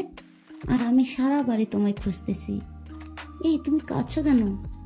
কথাটা বলে সাথী কান্না করে দিয়ে বলল, কখনো আমায় ছেড়ে যাবে না তো? আমি ভয়ানক একটা স্বপ্ন দেখলাম তোমায় নিয়ে। তুমি আমাকে যদি ছেড়ে যাও তাহলে ফল কাটা ছুরি নিয়ে বলো, এটা আমি আমার গলায় চালিয়ে দেব। তুমি আমাকে ছেড়ে যাওয়ার আগে আমাকে খুন করে আমার লাশের ওপর দিয়ে যাবে। এদিকে সাথী আমায় জড়িয়ে ধরে কাঁদতে লাগলো। আমি অনিচ্ছা সত্ত্বেও সাথীকে বাহুডোরে আবদ্ধ করে নিলাম। সাথী কান্না করতে করতে শার্ট ভিজিয়ে ফেলছে। সাথীকে ছাড়িয়ে বললাম, ভয় পেও না, তোমাকে ছেড়ে কোথাও যাব না। তাহলে আমার মাথায় ছুঁয়ে প্রমিস করো আমাকে ছেড়ে যাবে না। আমার হাতটা কাঁপছে, আমার চোখে বারবার পিচ্চিটার মায়াবী চেহারাটা ভেসে উঠছে। চোখ দিয়ে নিজের অজান্তেই পানি আসতে লাগলো। কি করব কিছু বুঝতে পারছি না। জীবনটা এমন কেন? কখনো 1000 বছর বেঁচে থাকার ইচ্ছে জাগায়, আবার কখনো এক মুহূর্তের জন্যও না। কই রাজ, তুমি আমার মাথায় ছুঁয়ে প্রমিস করবে না?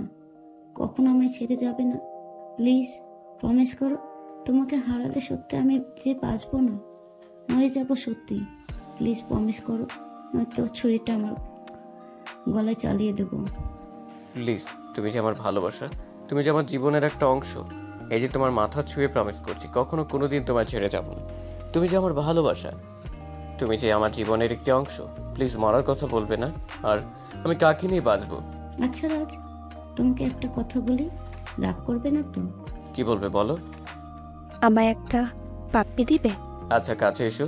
কাছে আসার কথা শুনেই সাথী এতটা কাছে এসে পড়লো, সাথীর নিঃশ্বাস আমার মুখে পড়ছে। আমার ইচ্ছে করছে না, তবুও নিজের অজান্তে সাথীর কপালে ভালোবাসার স্পর্শ এঁকে দিলাম। এদিকে সাথী আমাকে ধাক্কা দিয়ে বিছানায় ফেলে দিল। তারপর আর কিছু মনে নেই, তবে কে যেন দরজাটা চাপিয়ে দিল। হঠাৎ বিছানাটা কাঁপছে। চোখ খুলতে দেখি ফোন এসেছে। ফোনের স্ক্রিনের দিকে তাকাতেই দেখি হিটলারটার ফোন। আমি ভয়ে ভয়ে ফোন তুলতেই ওপাশ থেকে বলতে লাগলো, কখন থেকে ফোন দিচ্ছি, ফোন ধরার কোনো নাম নেই। কয়টা বাজে? এখনো ঘুমাচ্ছিস? তাড়াতাড়ি এসে গেট খুলে দেয়া যা। ঘাম সারছে। সাথী এখন আমার বুকেই শুয়ে আছে। এত সকালে বাসায় সাথীকে দেখলে আমাকে কুরবানি করবে। মাথা কাজ করছে না। এই সাথী আর কত ঘুমাবে? এবার উঠো। বাবু, আর একটু ঘুমাই। উঠবা তুমি, তাড়াতাড়ি উঠো। সাথী চোখ কুচলিয়ে কুচলিয়ে উঠে বলল। কি হয়েছে? বললাম বাবা এসেছে, বাইরে দাঁড়িয়ে আছে, কুরবানি করবে আজ আমাদের। এখন কি হবে? যা হবার হবে, বুক থেকে সরো, শাড়িটা পরে না। সাথী শাড়িটা ঠিক করে রুমের বাইরে এলো। আমি ভয়ে ভয়ে বাসায় গেট খুলতেই বাবা বলল, গেট খুলতে এত সময় লাগে? আর ওই মেয়ে এখানে কেন? কেন এসেছে এত সকালে? আমি কি বলবো ভেবে পাচ্ছি না, খুব ভয় হচ্ছে। হঠাৎ কথা বলতে লাগলো। বাবার সাথী আমার বান্ধবী এদিক দিয়ে যাচ্ছিল আর আমাকে ফোন দিলে আমি আসতে বলি। বাসায় আসার পর দেখি রাজার সাথে পূর্ব পরিচিত। সাথী, তুমি কিছু মনে করো না, রাজের বাবা এমনি সব কিছু সন্দেহের চোখে দেখে। আন্টি, আমি কিছু মনে করিনি। আমার আজ তাড়া আছে, এখন তাহলে উঠি, অন্যদিন আবার আসবো। সাথী কথাটা বলে চলে গেল। সাথী চলে গেলে কথাকে ছোট্ট করে ধন্যবাদ দিলাম। কথা করুণ দৃষ্টিতে আমার দিকে তাকালো। কথার কলেজে ক্লাস শুরু হয়েছে, কথাকে বাবা কলেজে দিয়ে আসতে বলল। বাবার কথা মতো কথাকে কলেজ নিয়ে যাবার জন্য বের করলে সাথী ফোন দেয় এবং বলে কথাকে গাড়ি করে যেন কলেজে পাঠাই। সাথীর কথা মতো তাই করলাম। দুপুরে বসে আছি, হঠাৎ কথার নাম্বার থেকে ফোন আসলো। এই ফোনটা ধরতে ওপাশ থেকে অপরিচিত কণ্ঠে কেউ একজন বলল, ফোনটা যার, তিনি দুর্ঘটনায় মারা গেছে। লাস্ট ডায়ালে আপনার নাম্বারটা ছিল। প্লিজ, মেয়েটি যদি আপনার পরিচিত হয়ে থাকে তাহলে শেরপুর সরকারি হসপিটালে আসুন। কথাটা শুনে কিছুক্ষণের জন্য পাথর হয়ে গিয়েছিলাম। কি থেকে কি হয়ে গেল? হসপিটালে গিয়ে দেখি মাথাটা কেমন থেতলে গেছে, নাক দিয়ে রক্ত বের হয়ে আছে, মুখটা অনেক মায়াবী লাগছে। আজ কেন জানি বুকটা ফেটে কান্না আসছে। আজ তো আমার সুখের দিন, আমার পথের কাঁটা দুনিয়া থেকে বিদায় নিয়েছে। তবে কেন এত কষ্ট হচ্ছে? মনে হচ্ছে প্রাণটা দেহ থেকে বের হয়ে যাচ্ছে। হে আল্লাহ, ভালোবাসা পাওয়ার জন্য নিজের স্ত্রীকে খুন করে ফেললাম। কিছুক্ষণ পর বাবা মা আসলো, তারাও কাঁদছে। বাবা সবচেয়ে বেশি কাঁদছে। আজ কথার দাফন, কথার লাশটা কাঁধে নিয়েছি। মনে হচ্ছে কলিজাতে কেউ ছুরি চালিয়ে দিয়েছে। দূরে সাথীকে দাঁড়িয়ে থাকতে দেখলাম, সাথীও আজ কাঁদছে। আকাশ বাতাস আজ কাঁদছে মনে হচ্ছে। কথাকে দাফন করে আসলাম। সাথী আমাকে নির্জনে ডেকে নিয়ে অনেক কান্না করলো, ক্ষমাও চাইলো। সরাসরি আমার পায়ে পড়ে বলতে লাগলো, রাজ, আমাদের ভালোবাসার জন্য একটা নিষ্পাপ জীবনকে হত্যা করে ফেললাম। আমি সাথীকে সান্ত্বনা দেওয়ার জন্য বললাম, তুমি কিছু অন্যায় করনি, যদিও বা করে থাকো সব তোমার ভালোবাসাকে পাওয়ার জন্য। সাথী চলে গেল। কথার ছায়া মনে হয় প্রতিনিয়ত আমার পাশে ঘুরে, কেমন যেন উদাসীন লাগে। আজকে ভাবলাম সাথীর কাছে যাই, এভাবে আর পারছি না। আজ রাতটা সাথীর সাথে থাকবো। সাথীকে ফোন দিয়ে না পেয়ে বাসায় গেলাম। বাসায় গিয়ে দেখি দরজা খোলা। আমি সরাসরি সাথীর রুমে চলে গেলাম। সাথীর রুমের কাছে যেতেই দরজার ভেতর থেকে পুরুষ কণ্ঠের আওয়াজ শুনলাম। আমি ভেতরে কি হচ্ছে তা দেখার জন্য জানালার পর্দা সরিয়ে রুমের ভেতরে তাকাতেই চমকে উঠলাম। সাথী আর তার ভাই রদক্রিয়ায় ব্যস্ত। হঠাৎ সাথী যা বললো তা শোনার জন্য একেবারেই অপ্রস্তুত ছিলাম। বাবু, কতদিন ধরে আদর করো না, প্লিজ আর একটু কাছে এসো। আমার বাবুটা কি হট। ইস, আমার বুঝি লজ্জা করে না? ও মা, তাই বুঝি? কোথায় লজ্জা করে? কথাটা বলে কিস করতে লাগলো আর বলতে লাগলো, বাসর রাতে কে আগে জড়াই ধরছিল? আর আমার তো স্বামী স্ত্রীর মাঝে কিসের লজ্জা? পৃথিবীর সবাই জানে আমার ভাই বোন, তবে আমরা দুজন ছাড়া। কথাটা বলে সাথীর ঠোঁট জোড়ার সাথে সচিবের ঠোঁট জোড়া মিলিয়ে দিল। এসব দৃশ্য দেখে আমার পায়ের তলার মাটি সরে যাচ্ছে, চোখ দিয়ে অঝরে পানি ঝরছে। যার জন্য আমার নিষ্পাপ বউকে হারালাম, মন চাই কাল নাগিনীকে খুন করি। কথার মুখটা বারবার চোখের সামনে ভেসে উঠছে।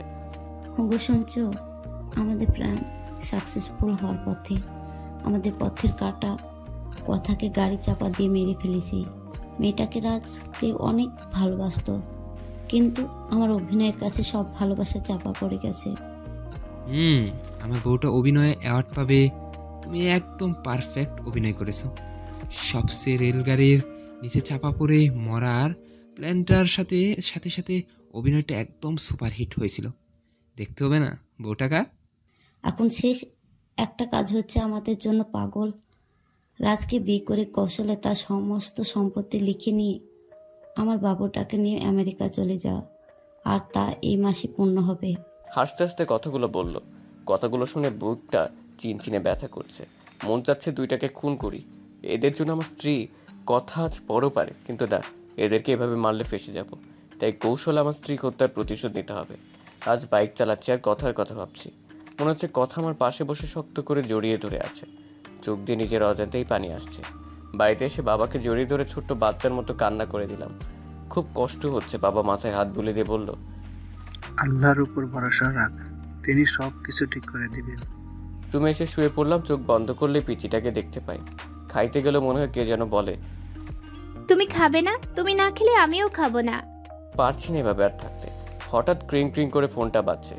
ফোনের দিকে চেয়ে দেখি কাল নাগিনীটা ফোন দিয়েছে। অনিচ্ছা সত্ত্বেও ফোন ধরলাম। আমার বাবুটা কেমন আছে? আমার বাবুটাকে বড্ড বেশি মিস করছি। বাবুটা একটু আমার সাথে দেখা করবে কি পার্কে? আমার যে বুকটা চিনচিন ব্যথা করছে। এগুলো না, আর অল্প দিনে পরে আমার বাবুটাকে আপন করে পাবো। প্লিজ এসে পড়ো পার্কে।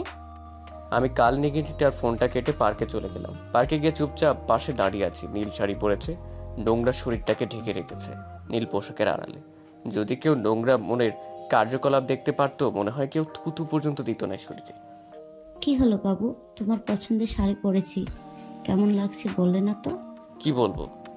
আচ্ছা বাদ দাও, আমার পথের কাটা তো নেই, চলো না, বিয়ে করিনি। তোমাকে ছাড়া রাতগুলো আমার নির্ঘুম কাটে। তুমি যে আমার স্পর্শদম। খুব ইচ্ছে তোমাকে আপন করে নেওয়া। আলো আমার সেই ইচ্ছা পূর্ণ করবে না? আমি যে তোমাকে নিজের থেকেও বেশি ভালোবাসি। কথাটা বলার সাথে সাথে ঠাস ঠাস করে চড় বসে দিলাম। আর সহ্য হচ্ছে না। এই তুই আমাকে ভালোবাসিস? তাহলে সজীবকে কি বলছো এসব? সজীব তো আমার ভাইয়া। চোখের পানি ফেলে দিয়ে কথাটা বলল। যে কেউ দেখে কাল নাগিনীটার মায়া পড়ে যাবে, কিন্তু আমি নয়। ছি, তোর লজ্জা করে নিজের স্বামীকে ভাই বলতে, স্বামীকে ভাই বানাতে? আমি সেদিন তোর বাসায় গিয়ে সব দেখেছি আর শুনেছি। তোদের দুটোকে আমি নিজের হাতে খুন করে আমার ফুলের মতো নিষ্পাপ স্ত্রী হত্যার প্রতিশোধ নিব। তার আগে দেখো ভিডিওটা। যদি সাথীকে বিয়ে না করিস, বলবো সাথীকে বিয়ের প্রবলন দেখিয়ে তার সর্বনাশ করেছিস। আর সাথী অন্তঃসত্ত্বা, তাই বুঝে নে কি করবি তুই। পিছন দিকে তাকাতে দেখে সজীব মোবাইল ফোনে সাথীর আর আমার হোটেল রুমের ভিডিও এবং বাসার ভিডিও তুলে রাখছে। এসব দেখে নিজেকে আর কন্ট্রোল করতে পারছি না। ফোনটা আছাড় দিয়ে ভেঙে ফেলি। বাবু খুব রাগ করেছো? এমন হাজারো ভিডিও আছে। বাবু রাগ করে না। আগামী সপ্তাহে আমাদের বিয়ে। তুমি কাজী অফিসে এসো, নয়তো থানাতে পাঠাবো বাসা করতে। আমি আর কিছু বলতে পারলাম না। এসব আমার পাপের ফল। বাসায় এসে কথার ছবিটা বুকে নিয়ে কান্না করে ঘুমিয়ে গেলাম। পরের দিন সকালবেলা টেলিভিশন অন করতেই যা দেখলাম তা দেখার জন্য মোটেও প্রস্তুত ছিলাম না। কারণ খবরে দেখলাম কাল রোড অ্যাক্সিডেন্টে সজীব আর সাথী দুজনেই মারা গিয়েছে। মনে মনে ভাবলাম, আল্লাহর বিচার সবচেয়ে বড় বিচার, যার হাত থেকে কারো রেহাই নেই। পরের দিন কথার পছন্দের নীল শার্টটা বের করে আলমারি খুলে একটা ডায়েরি পেলাম। ডায়েরিটা হাতে নিয়ে বুঝতে পারলাম এটা কথার লেখা ডায়েরি। না পড়া সেই ডায়েরিটা প্রথম পাতা উল্টাতেই নীলকালিতে লেখা দেখলাম, কাল আমার বাসর রাত ছিল। বাসর রাতে সব নারীর জীবনে শ্রেষ্ঠ রাত থাকে, কিন্তু আমি বাসর রাতে স্বামীর হাতের স্পর্শে ঠোঁটের রক্ত ঝরিয়েছি। মা বাবাকে হারিয়ে ভেবেছিলাম স্বামীর পায়ের নিচেই বাকি জীবনটা কাটিয়ে দিব, কিন্তু আল্লাহ যার কপালে সুখ রাখেনি সে কিভাবে সুখী হবে। প্রতিদিন মাঝরাতে সবাই যখন ঘুমিয়ে থাকতো, একা ঘুম থেকে উঠে পড়তাম, আল্লাহর কাছে মাঝরাতে স্বামীকে চেয়ে কান্না করতাম। যেদিন আমার স্বামীর সাথে প্রথম যৌন সম্ভ্রম হলো, সেদিন সব কষ্ট ভুলে গিয়েছিলাম। মনে মনে আল্লাহর দরবারে লক্ষ কোটি শুকরিয়া জানিয়েছিলাম আমার বরকে আমার করে দিয়েছে। কিন্তু পরের দিন যখন জন্ম নিয়ন্ত্রণ পিল নিয়ে এসে খেতে বলে, মুহূর্তে পৃথিবীটা ওলটপালট হয়ে যায়। বাধ্য করে আমাকে জন্ম নিয়ন্ত্রণ পিল খাওয়ায়। আল্লাহর কাছে কত কেঁদেছি সন্তানটাকে গর্ভে ধারণ করার জন্য। খুব কষ্ট হতো, বুকের ভেতরটা ফেটে কান্না আসতো যখন দেখলাম আমার স্বামী সাথী নামের মেয়েটার সাথে অবৈধ কাজ করে। নিজের যখন তাদের কুকর্ম ঢেকে রাখার জন্য দরজা টেনে দেই, বাবাকে বলি যে সাথী আমার ফ্রেন্ড। নিজের স্বামীকে বাঁচাতে নিজের ভালোবাসার অধিকার বিসর্জন দিয়েছি। সবচেয়ে কষ্ট লেগেছে সেদিন, যেদিন শুনেছি আমাকে মারার জন্য আমার স্বামী আর সাথী প্ল্যান করছে। সব জেনেও মনকে এ বলে সান্ত্বনা দিয়েছি যে রাত যদি আমার জীবনের বিনিময়ে সুখে থাকে তাহলে আমিই সার্থক। ডায়েরিটা পড়ে নিজেকে ঠিক রাখতে পারলাম না। পেছন দিকে তাকাতেই দেখি কথা কান্না করছে। এই কথা, কাঁদো কেন? তোমাকে কষ্ট দিয়েছি, তার ফল ভোগ করছি। এই রাজ, কি হয়েছে? কার সাথে কথা বলছিস? মা কথা বলো না, কথা কান্না করছে। ওকে আমি না খুব কষ্ট দিয়েছি মা। মা বাবা আমাকে হসপিটালে নিয়ে গেল। এখন আমার কোনো চিন্তা নেই, কথাকে সাথে নিয়ে ঘুমাই। শালার ডাক্তার নাকি বলে আমি পাগল হয়ে গেছি। শালার পড়ালেখা করে পাগল হয়েছে, আমাকে পাগল বলে? কত বড় সাহস! আর একবার যখন পাগল বলছে তখন গলা ধাক্কা দিয়ে ফেলে দিয়েছি। আমাকে জোর করে এক রুমে আটকে রেখেছে। রুমে শুধু আমি আর কথা। নার্সকে জিজ্ঞেস করলাম আমি এখন কোথায়। নার্স বলল, আপনি এখন পাবনায় আছেন আপনার বউ কথার সাথে। কথাটা বলে একটা কিসে যেন ইঞ্জেকশন দিয়ে দিল। ঘুম থেকে উঠে দেখি কথা আমার দিকে চেয়ে হাসছে। বাবা মা আসছে। বাবাকে বললাম, বাবা আমার এখানে থাকতে ভালো লাগে না, আমাকে তোমাদের সাথে নিয়ে চলো, সাথে তোমাদের বৌমা কথাকেও নিয়ে চলো। ও বাবা, কাঁদছো কেন? আমাকে এখান থেকে নিয়ে যাবে না? জানো বাবা, এখানে কেউ আমার সাথে কথা বলে না, শুধু কথা ছাড়া। বাবা আমাকে নিয়ে চলো না, আমি থাকবো না। কথাগুলো বলেই কাঁদতে লাগলাম। বাবা মাকে নিয়ে চলে গেল। তারপর নার্স এসে ইনজেকশন দিয়ে গেল। তারপর আর কিছু মনে নেই, সবসময় কথার সাথেই কথা বলতাম। এদিকে আজ মা বাবা আমাকে নিতে আসছে। এখন কথা আমার সাথে কথা বলে না। আমি জানি কথা মারা গেছে। মা বাবা বাসায় নিয়ে বলল, রাজ বাবা, তুমি 5 বছর পাগল হয়ে পাবনা মানসিক হসপিটালে ছিলে। এই 2 বছরে অনেক পরিবর্তন হয়ে গেছে। আমরা আজ নিঃস্ব, ব্যবসাতে ক্ষতি হয়েছে, ব্যাংকের লোকদের ঋণ পরিশোধ করতে বাড়িটা বিক্রি করে দিছি। এখন এই বাসাতে ভাড়া আছি। বাবার কথাগুলো শুনে নিজের অজান্তেই চোখের কোণে পানি চলে আসলো। আমার বাবা এই বয়সে অফিসে কাজ করে। মনে মনে ভাবলো আমার কোনো জব করতে হবে। যেই ভাবা সেই কাজ। কয়েক জায়গায় আবেদন করলাম, সাথে একটা প্রাইভেট প্রতিষ্ঠানে শিক্ষকতা করার জন্য আবেদন করলাম। সপ্তাহখানেক পর নোটিশ আসলো, সে প্রতিষ্ঠানে আমাকে জয়েন করতে বলেছে। দিনগুলো ভালোই কাটছিল, কিন্তু প্রতি রাতেই কথার স্মৃতি আমাকে ঘুমোতে দেয় না। কথার সেই দুষ্টুমিগুলো আজও আমাকে কাঁদায়। প্রতি রাতে কথার ছবি বুকে নিয়ে ঘুমায়। খুব কষ্ট হয়। মাঝরাতে মোনাজাতে শুধু একটা কথাই বলি, আল্লাহ আমার স্ত্রীকে ভালো রেখো। এদিকে স্কুলে একটা বাচ্চাকে দেখে খুব অবাক হয়ে গেলাম। কি সুন্দর করে হাসে, ঠিক কথার মতো। কি মায়াবে চাহনি। মনে হচ্ছে কথার প্রতিচ্ছবি তার মাঝে দেখতে পাচ্ছি। আমি এটাকে ডাক দিয়ে বললাম, তোমার নাম কি মামুনি? আসসালামু আলাইকুম। ওয়ালাইকুম আসসালাম। উত্তরটা দিয়ে মনে মনে ভাবতে লাগলাম, এতটুকু বাচ্চা মেয়ে হাই হ্যালো না বলে সালাম দিল। আপনি কি জানেন না, কারোর সাথে কথা বলতে হলে প্রথমে সালাম দিয়ে কথা শুরু করতে হয়? আমার নাম তাসনিয়া কারিমা রায়েশা। নামটা শুনে বুকটা কেমন কেঁপে উঠল। আপনি আমাদের নতুন টিচার? হ্যাঁ মামুনি, আমি তোমাদের নতুন টিচার। এই নাও চকলেট, আমরা আজ থেকে ফ্রেন্ড, কেমন? ফ্রেন্ড। তুমি আমার চকলেট নিলে আমাকে পাপ্পি দিবে না? তুমি এত কিপটে কেন? তোমার সাথে আরিফ। কান ধরো, কান ধরে বলবে রাজকন্যার সাথে আর কোনোদিন অপরাধ করব না। তুমি জানো না রায়শা নামের অর্থ হলো রানী। আমি না তোমার টিচার? টিচারকে কান ধরতে বলা লাগে? টিচার না ছাই, তুমি এখন আমার বন্ধু। কিছুক্ষণ আগে চকলেট দিয়ে বন্ধু বানিয়েছি। তোমার টিচারগিরি ক্লাসে দেখাবে। এখন কান ধরো, নইলে ফাইন ধরবো। কথাগুলো বলে মুখে চেপে হেসে দিল। আমি কি বলবো ভেবে পাচ্ছি না, খুব হাসি পাচ্ছে। মেয়েটার চোখের দিকে তাকিয়ে দেখি রাগী লুক নিয়ে তাকিয়ে আছে। কি হলো, আমার কথা বুঝোনি? বন্ধু হলে কেন? বন্ধু হয়েছ যেহেতু কান ধরে বলো, আর এমন অপরাধ হবে না। যদি না কান ধরো তাহলে দাঁত পড়ে যাবে, আর দাঁত পড়ে গেলে বিয়ে হবে না। রাইসার কথা শুনে কান ধরে বললাম, আমার ভুল হয়ে গেছে, আর এমন ভুল হবে না। না। মেয়েটাকে টান দিয়ে কোলে নিয়ে গালে মুখে চুমো দিয়ে বললাম, মামুনি এখন হয়েছে?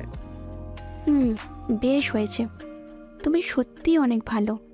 হঠাৎ পাশ থেকে 10 বছরের মতো একটা বাচ্চা মেয়ে রিচি এসে বলল, রাইসা আব্বু এসেছে, চলো, দাঁড়িয়ে আছে। ও আপু, তুমি আমার ফ্রেন্ডের সাথে পরিচয় হয়ে নাও। এই যে স্যার, এটা আমার আপু রিচি। রিচি আপু, আমার স্যারকে সালাম দাও। আসসালামু আলাইকুম, আমি রিচি। স্যার আজকে আসি? হঠাৎ দিকে একটা ভদ্রলোক এসে রাইসাকে কোলে তুলে নিল। রাইসা বাবাই বাবাই বলে লোকটাকে জড়িয়ে ধরল। লোকটা রাইসা আর রিচিকে নিয়ে গাড়ি করে চলে গেল। মনে মনে ভাবলাম, আজ যদি কথা বেঁচে থাকতো তাহলে আমাদের সন্তানটা ঠিক এতটুকুই বড় হইতো। নিজের অজান্তেই চোখের পাতাটা ভিজে উঠল। কথার চাঁদ মুখটা ভেসে উঠছে স্মৃতিপটে। এদিকে বাসায় এসে দেখি বাবা অসুস্থ। বাবাকে নিয়ে হসপিটালে গেলাম। ডাক্তারের রুমে গিয়ে সেই লোকটাকে দেখলাম কেমন বিচলিত ভঙ্গিতে বসে আছে। ডাক্তার লোকটিকে বলল, রফিক সাহেব, যদিও নেগেটিভ রক্ত না পাওয়া যায় 4 ঘন্টার ভেতর, তাহলে আপনার মেয়েকে বাঁচানো সম্ভব না। এদিকে আমি একজন ডাক্তারকে নিয়ে বাবাকে দেখালাম। ডাক্তার বলল, তেমন কিছু না, প্রেশারটা একটু বেড়েছে। বাবার বেড থেকে বের হয়ে পাশের বেডের দিকে তাকাতে বুকটা কেমন যেন হু হু করে কেঁদে উঠল। কি মায়াবী মুখটা, কেমন যেন অন্ধকারে ঢাকা পড়ে গেছে। মুখে অক্সিজেন মাস্ক লাগানো, মনে হচ্ছে আমার নিজের আপন কেউ। কেন এতটা কষ্ট হচ্ছে মেয়েটাকে দেখে? বুকের ভেতর চিনচিনে ব্যথা করছে। ডাক্তার রুমে গিয়ে বললাম, মেয়েটার কি হয়েছে? পাশ থেকে লোকটি বলল, কালকে স্কুল থেকে আসার সময় গাড়ি দুর্ঘটনা হয়, প্রচুর ব্লাড যায়, মাথায় অনেক আঘাত পেয়েছে। তার মা মেয়ের খবর শুনে অজ্ঞান হয়ে পড়ে আছে। মেয়েটার যদি কিছু হয়ে যায় মা বাঁচবে না। যদি এখন রক্ত পাওয়া না যায় আল্লাহ যে কি করবেন। কথাটা বলে কেঁদে দিল। এদিকে এক নার্স এসে বলল, স্যার, ঢাকার আশেপাশে প্রায় সব ব্লাড ব্যাংকে খবর নিয়েছি, কিন্তু কোথাও রক্ত পাওয়া গেল না। এদিকে পেশেন্টের অবস্থা ভালো না, জানি না কি হবে। নার্সের কথাটা শুনে রফিক সাহেব কেঁদে দিলেন।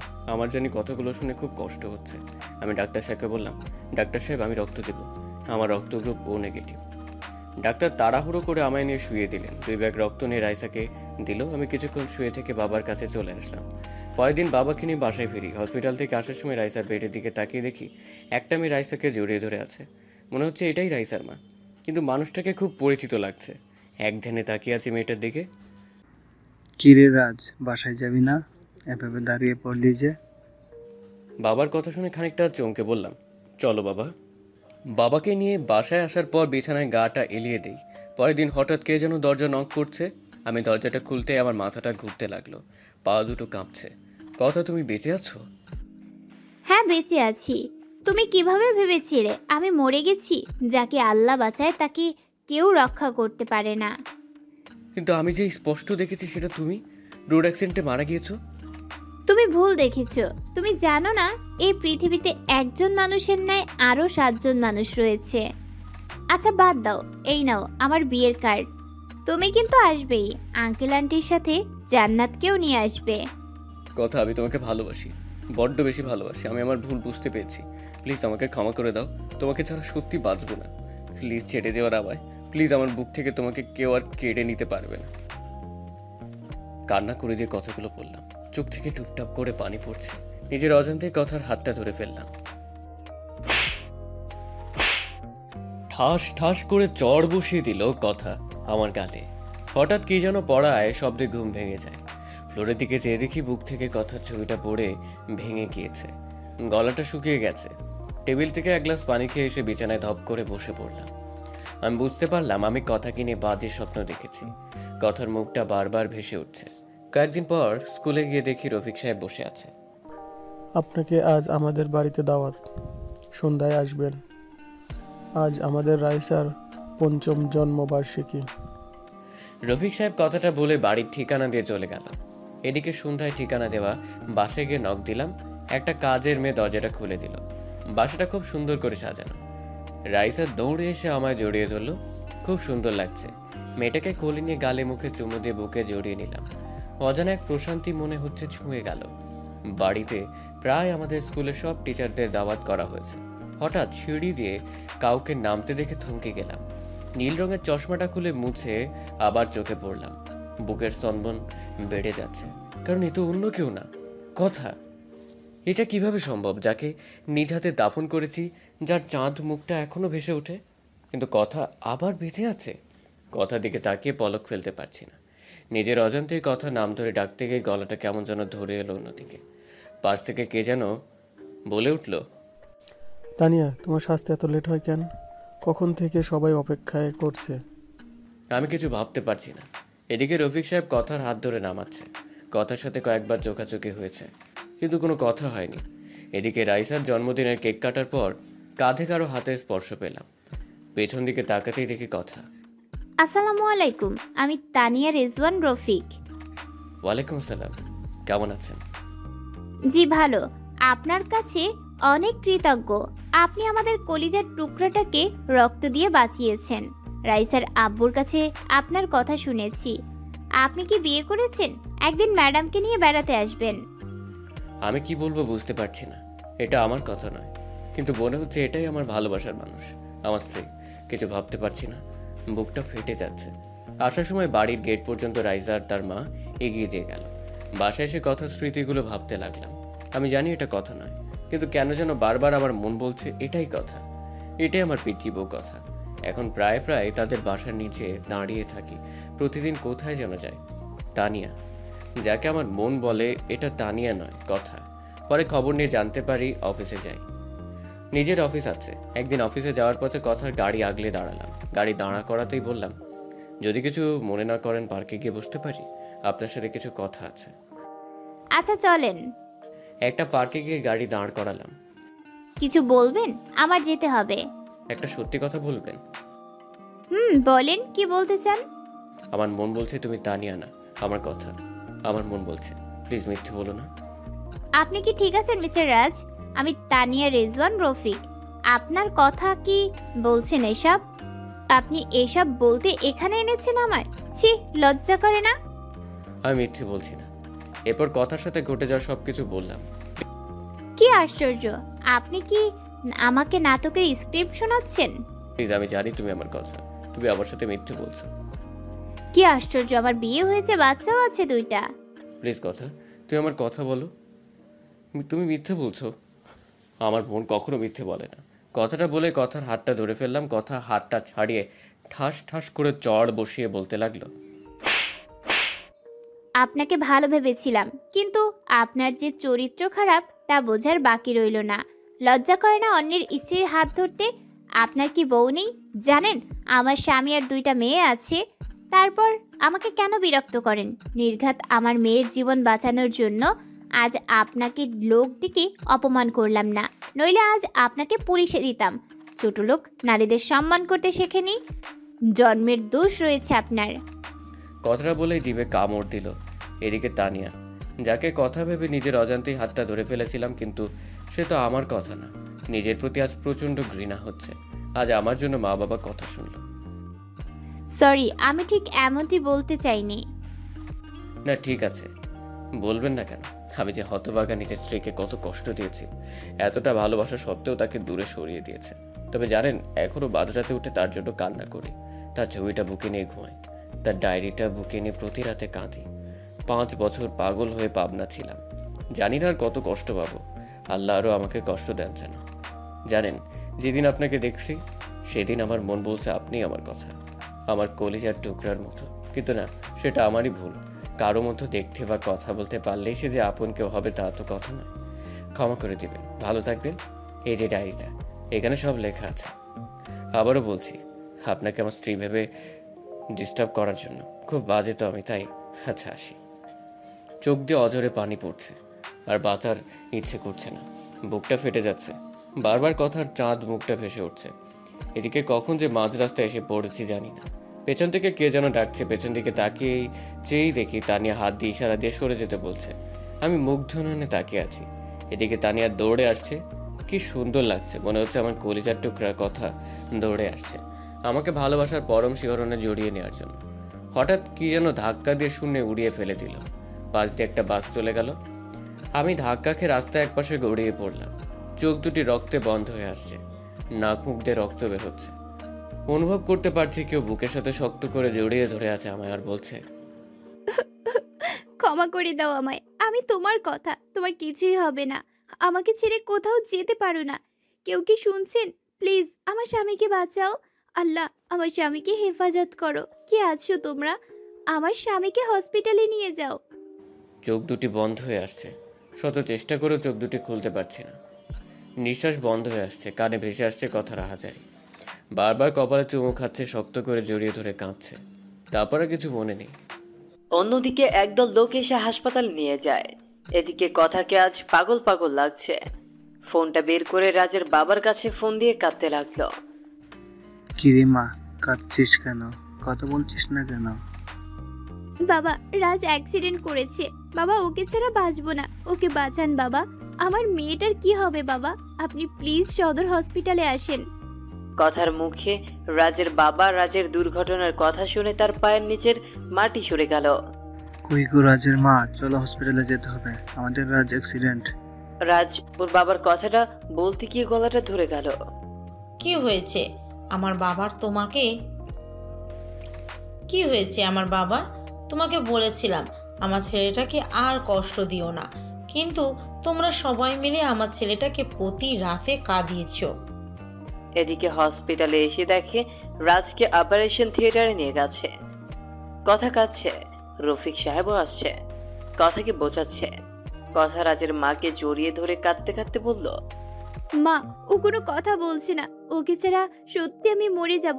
ওই যে আমার নিঃশ্বাস, আমি বাঁচবো না মা রাজকে ছাড়া। ওকে চিরদিনের জন্য পাওয়ার জন্য কত কিছুই না করেছি। এখনো প্রতি রাতে তার দেওয়া শেষ অবলম্বন রাইসাকে বুকে নিয়ে বেঁচে আছি। হঠাৎ অপারেশন থিয়েটার থেকে ডাক্তার বেরিয়ে আসতেই কথা দৌড়িয়ে গেল। প্লিজ ডাক্তার বলেন আমার স্বামী কেমন আছেন? ওর কিছু হবে না তো? প্লিজ ডক্টর, চুপ করে থাকবেন না। ডাক্তার চোখ থেকে পানি ছেড়ে দিয়ে বলল, আমাদের সর্বাত্মক চেষ্টা করেছি, কিন্তু এখন আমাদের আর করার কিছু নেই। আল্লাহকে ডাকেন, তিনি যদি ইচ্ছা করেন তাহলে বাঁচতে পারেন। রোগী ক্রিটিক্যাল অবস্থায় আছে। ডাক্তারের কথা শুনে কথার পায়ের তলার মাটি সরে গেল, চোখ থেকে টুপটাপ করে পানি ঝরছে। ডাক্তার, আমি কি রাজের সাথে দেখা করতে পারি? যান, তবে কোনো কথা বলবেন না। এদিকে কথা ডাক্তারের কথা মতো রাজের কেবিনে ঢুকতেই বুকটা হু হু করে কেঁদে উঠল। সারা মুখ ব্যান্ডেজ করা, মুখে অক্সিজেন মাস্ক লাগানো, খুব কষ্ট লাগছে। কথার কাছে রাজের মায়াবী মুখটা বারবার ভেসে উঠছে। কথা কিছু না ভাবতে পেরে রাজের পা দুটি জড়িয়ে ধরে কাঁদতে লাগলো। কাঁদতে কাঁদতে বলল, রাজ প্লিজ আমায় ক্ষমা করে দাও। আমায় ছেড়ে কোথাও যেও না। তোমার পায়ের নিচে থাকতে দিও। তোমার পায়ের নিচে যে আমার সব সুখ। আমি তোমাকে অনেক কষ্ট দিয়েছি, প্লিজ আমায় ছেড়ে দিও না। তুমি না বলেছো তোমার যদি কখনো মেয়ে হয় নাম রাইসা রাখবে? তুমি জানো না রাইসা তোমার আর আমার মেয়ে? জানো তোমার মেয়ে জানে তুমি ওর বাবা। কতবার তোমাকে বাবা ডেকে বুকে জড়িয়ে নিতে চেয়েছিল, কিন্তু আমি তোমাকে বাবা বলে ডাকতে দেইনি। তুমি তোমার মেয়েকে বুকে জড়িয়ে নেবে না? ওই আমার জীবন, আমার বেঁচে থাকার অবলম্বন। তোমাকে ছাড়া যে আমি আমাকে কল্পনা করতে পারি না। কথাগুলো বলতে বলতে পা দুটি বুকের সাথে জড়িয়ে কাঁদতে লাগলো। সমানে পায়ে চুমু খাচ্ছে কথা। এদিকে পেছন থেকে এসব নার্স দেখে নিজের অজান্তেই কেঁদে দিয়েছে। বোন প্লিজ এইভাবে কান্না করো না, আল্লাহকে ডাকো, রোগীর ক্ষতি হবে। নার্সের কথা শুনে রাজের পা ছেড়ে দিল কথা। কলেজাটা ফেটে যাচ্ছে। বাসা থেকে ফোন দিছে, রাইসা নাকি কাঁদছে। তার বাবার জন্য কেউ তার কান্না থামাতে পারছে না। রাইসা শুনেছে রাজ নাকি অ্যাক্সিডেন্ট করেছে। রাজের বাবাকে বলে কথা বাসায় যাওয়ার জন্য বের হতেই এক লোক বলল, ম্যাডাম হসপিটালে আসার সময় আপনার হাতে ডায়েরিটা ছিল। কথা ডায়েরিটা হাতে নিয়ে বাসায় আসতেই তুমি আমার বাসায় আসবে না, তুমি বাবাইকে কষ্ট দিয়েছো, আমি সব শুনেছি। আঙ্কেলকে যখন ফোনে বলছো যে বাবাইয়ের অ্যাক্সিডেন্ট করেছে, তাও তোমার জন্য তুমি আমাকে বাবা ডাকতে দাওনি। আমার বাবা অনেক ভালো, সেদিন আমার জন্য কান ধরেছিল, আমাকে বুকের সাথে জড়িয়ে ধরেছিল, আমার গালে মুখে পাপ্পি দিয়েছিল। আমি বাবাই ডাকতে চেয়েও বাবা ডাকতে পারিনি, তুমি ডাকতে নিষেধ করেছিলে বলে। ছোটবেলা থেকেই বাবাইয়ের ছবি দেখে বলেছ ওটা তোর বাবা। যেদিন বাবাইকে প্রথম দেখলাম সেদিন দৌড়ে বাবার কোলে গিয়ে বলতে পারিনি, বাবাই তুমি আমাকে ছেড়ে কোথাও যাবে না। কিন্তু পারিনি। স্কুলে যখন সব ছেলেমেয়েরা বাবার কোলে চড়ে, তাদের বাবাকে জড়িয়ে ধরে আদর করে, তখন আমি তাদের দিকে চেয়ে থাকি। আমার খুব কষ্ট হতো তখন। রাইসা মামনি, বাবাই ভালো হয়ে যাবে। মা আমার, তুমি কেঁদো না। তুমি আমায় মা ডাকবে না, তুমি আমার কেউ না। তুমি বাবাইকে কষ্ট দিয়েছো, আমার বাবাইকে বাবাই বলে ডাকতে দাওনি। আমি কি করব? রাইসার কথাগুলো শুনে কলিজা ফেটে যাচ্ছে। সত্যি তো তার বাবার থেকে রাইসাকে আমি দূরে রেখেছি। বারবার রাজের কথা মনে পড়ছে। রফিক ভাইয়া কিছু বলছে না, শুধু বলল, মানুষটাকে বড্ড কষ্ট দেওয়া হয়ে গেছে কথা। কথা দরজা লাগিয়ে বিছানায় শুয়ে বালিশে মুখটা লাগিয়ে কাঁদতে লাগলো। হঠাৎ মনে পড়লো রাজ একটা ডায়েরি দিয়ে গেছে। টেবিলের উপর থেকে ডায়েরিটা তুলে বুকে জড়িয়ে নিল। ডায়েরিটা খুলতেই চমকে গেল। আমার এই হৃদয় লিখলাম তোমারই না। ডায়েরির পরের পাতা উল্টাতেই ওগো হৃদয় রাগিনী, জানি না কিভাবে শুরু করব। আমি যে অনেক বড় অপরাধী, তোমার অবুঝ ভালোবাসাকে অবহেলা করেছি। জানো, যেদিন তোমাকে হারিয়ে ফেলেছি সেদিন বুঝেছি তুমি কতটা জুড়ে আমার জীবনে ছিলে। জানো, প্রতিদিন তোমার জন্য কেঁদেছি। মাঝরাতে উঠে আল্লাহর কাছে চাইতাম যেন তোমাকে আমার করে দাও। প্রতিটা রাতে তোমার ছবিটা বুকে নিয়ে ঘুমোতাম, তোমার ছবি বুকে নিয়ে কাঁদতাম। যেন মানুষ মারা গেলে নাকি তারা হয়ে যায়। তাই প্রতি সন্ধ্যায় আকাশের তারাদের সাথে কথা বলতাম যেন আমার হৃদয় রাঙিনীকে তারা যেন কষ্ট না দেয়। রাতের আকাশের সবচেয়ে উজ্জ্বল তারাকে তুমি মনে করে কাঁদতাম আর বলতাম, অভিমান ভেঙে এসো না, জড়িয়ে নাও না তোমাতে, আমি যে আর পারছি না তোমার বিরহে, এসব বলে কাঁদতাম। কিন্তু তুমি এতটাই আমার প্রতি অভিমান করেছিলে যার জন্য আমার সাথে কথা বলো না, শুধু করুণ দৃষ্টিতে আমার দিকে তাকিয়ে থাকতে। সত্যি কি তুমি আমাকে ক্ষমা করবে না? যেন খুব ইচ্ছে করে তোমাকে এই মরুর বুকে জড়িয়ে নিতে, শান্ত করতে আমারই প্রাণ। জানো, আজ একটা বাচ্চা মেয়েকে দেখে তোমার কথা বড্ড বেশি মনে পড়ছে। বাচ্চাটা দেখতে ঠিক তোমার মতোই। আমি এতটাই হতভাগী, নিজের বাচ্চাকে নিজের হাতে নষ্ট করেছি। যেন এখনো সেই রাতের কথাগুলো ভুলতে পারি না। তোমাকে দেওয়া প্রতিটা চড়ের আঘাত আমার কলিজাতে লেগেছে। যেন পরের দিন যখন বাচ্চাটাকে ব্লাড দিলাম, সেদিন মনে হয়েছে আমার খুব কাছের কাউকে রক্ত দিচ্ছি। বাচ্চাটার জন্মদিনে বাচ্চাটাকে বুকে জড়িয়ে নিতেই তোমার শরীরের গন্ধ পেলাম। কিন্তু যখনই সিঁড়িতে তোমার মতোই কাউকে দেখলাম, তখন সত্যি ভেবে নিয়েছিলাম আল্লাহ আমার ডাক শুনেছে। আমি আনন্দে আত্মহারা হয়ে গিয়েছিলাম। কিন্তু যখন শুনেছিলাম তুমি কথা নাও, আমাকে চিনো না, তখন আমার কলিজাটা ফেটে যাচ্ছিল। যখন রফিক সাহেব এসে হাত ধরলো আমার কাছে, তখন মনে হয়েছিল কেউ যেন কলিজাটা দুমড়ে মুচড়ে ছিঁড়ে নিয়ে যাচ্ছে। জানো, তুমি নেই জেনেও নিজের অজান্তে পাগলামি করেছি আর বাসায় এসে কেঁদে বুক ভাসিয়েছি। পরের দিন ঠিক করলাম তোমার জন্য লেখা ডায়েরিটা তানিয়া আপুকে দিয়ে তোমার কাছেই চলে আসবো। আমি যে আর পারছি না, মৃত্যুর পথ বেছে নেওয়া ছাড়া আমার আর কোনো উপায় নেই। তোমাকে ছাড়া যে এখন আমার নিঃশ্বাস নিতেও কষ্ট হয়। কষ্টটা আরও বেশি হয় যখন তোমারই মতো তানিয়া নামক মেয়েটা তার স্বামীর হাত ধরে আমারই সামনে দিয়ে হেঁটে যায়। যেন তখন বড্ড বেশি তোমার কথা মনে পড়ে। কি করব, আমি তোমাকে ছাড়া আর যে বাঁচতে পারছি না। তোমাকে নিয়ে লেখা শেষ অবলম্বনটা তোমাকে মনে করে তানিয়া আপুকে দিয়ে গেলাম। যেন খুব কষ্ট হচ্ছে লেখাগুলো লিখতে। এটা পড়তেই চোখ দিয়ে জল গড়িয়ে পড়লো কথার। আজকে কথার একটা মিথ্যার জন্যই রাজ মৃত্যুর কিনারায়। খুব কষ্ট হচ্ছে কথার। রাজের মুখটা বারবার কথার সামনে ভেসে উঠছে। কথার কানে বারবার বাজছে রাজের শেষ কথাগুলো। হঠাৎ বাইরে কিছু ভাঙার শব্দ পেল। কথা রুমের বাইরে এসে দেখে রাইসা কাঁদছে, খাবারের প্লেট ফেলে দিয়েছে। মা রাগ করে না, খেয়ে নাও। আমাকে মা বলবে না, আমাকে বাবাইয়ের কাছে নিয়ে যাও। আর তুমি আমার বাবাইকে কষ্ট দিয়েছো, তোমার সাথে কথা বলবো না। প্লিজ রাইসা মা, আমার তোমার বাবার কিছুই হবে না, প্লিজ কান্না করো না, খেয়ে নাও। আমাকে বাবাইয়ের কাছে নিয়ে যাও, বাবাইকে না দেখে খাবো না। হঠাৎ সবুজকে আসতে দেখি কথা ভাইয়া বলে কেঁদে দিয়ে বলল, ভাইয়া রাজ বাঁচবে না, রাজকে ছাড়া আমিও যে বাঁচবো না। সবুজ কথাকে বুকে নিয়ে বলল, কান্না করিস না বোন, আল্লাহ তাআলা সব ঠিক করে দিবেন। তোর কান্না যে দেখতে পারি না। মা বাবাকে তো সেই ছোট্টবেলায় হারিয়েছি, তানিয়াটাকেও প্রথম দেখায় হারিয়ে ফেলেছি। তোকে খুন করার জন্য সাথী নামের মেয়েটাকে কন্টাক্ট করেছি। তোকে খুন করতে এসে তোর গলার রকেট দেখেই চিনে ফেলি তুই আমার ছোট্টবেলার হারিয়ে যাওয়া বোন কথা।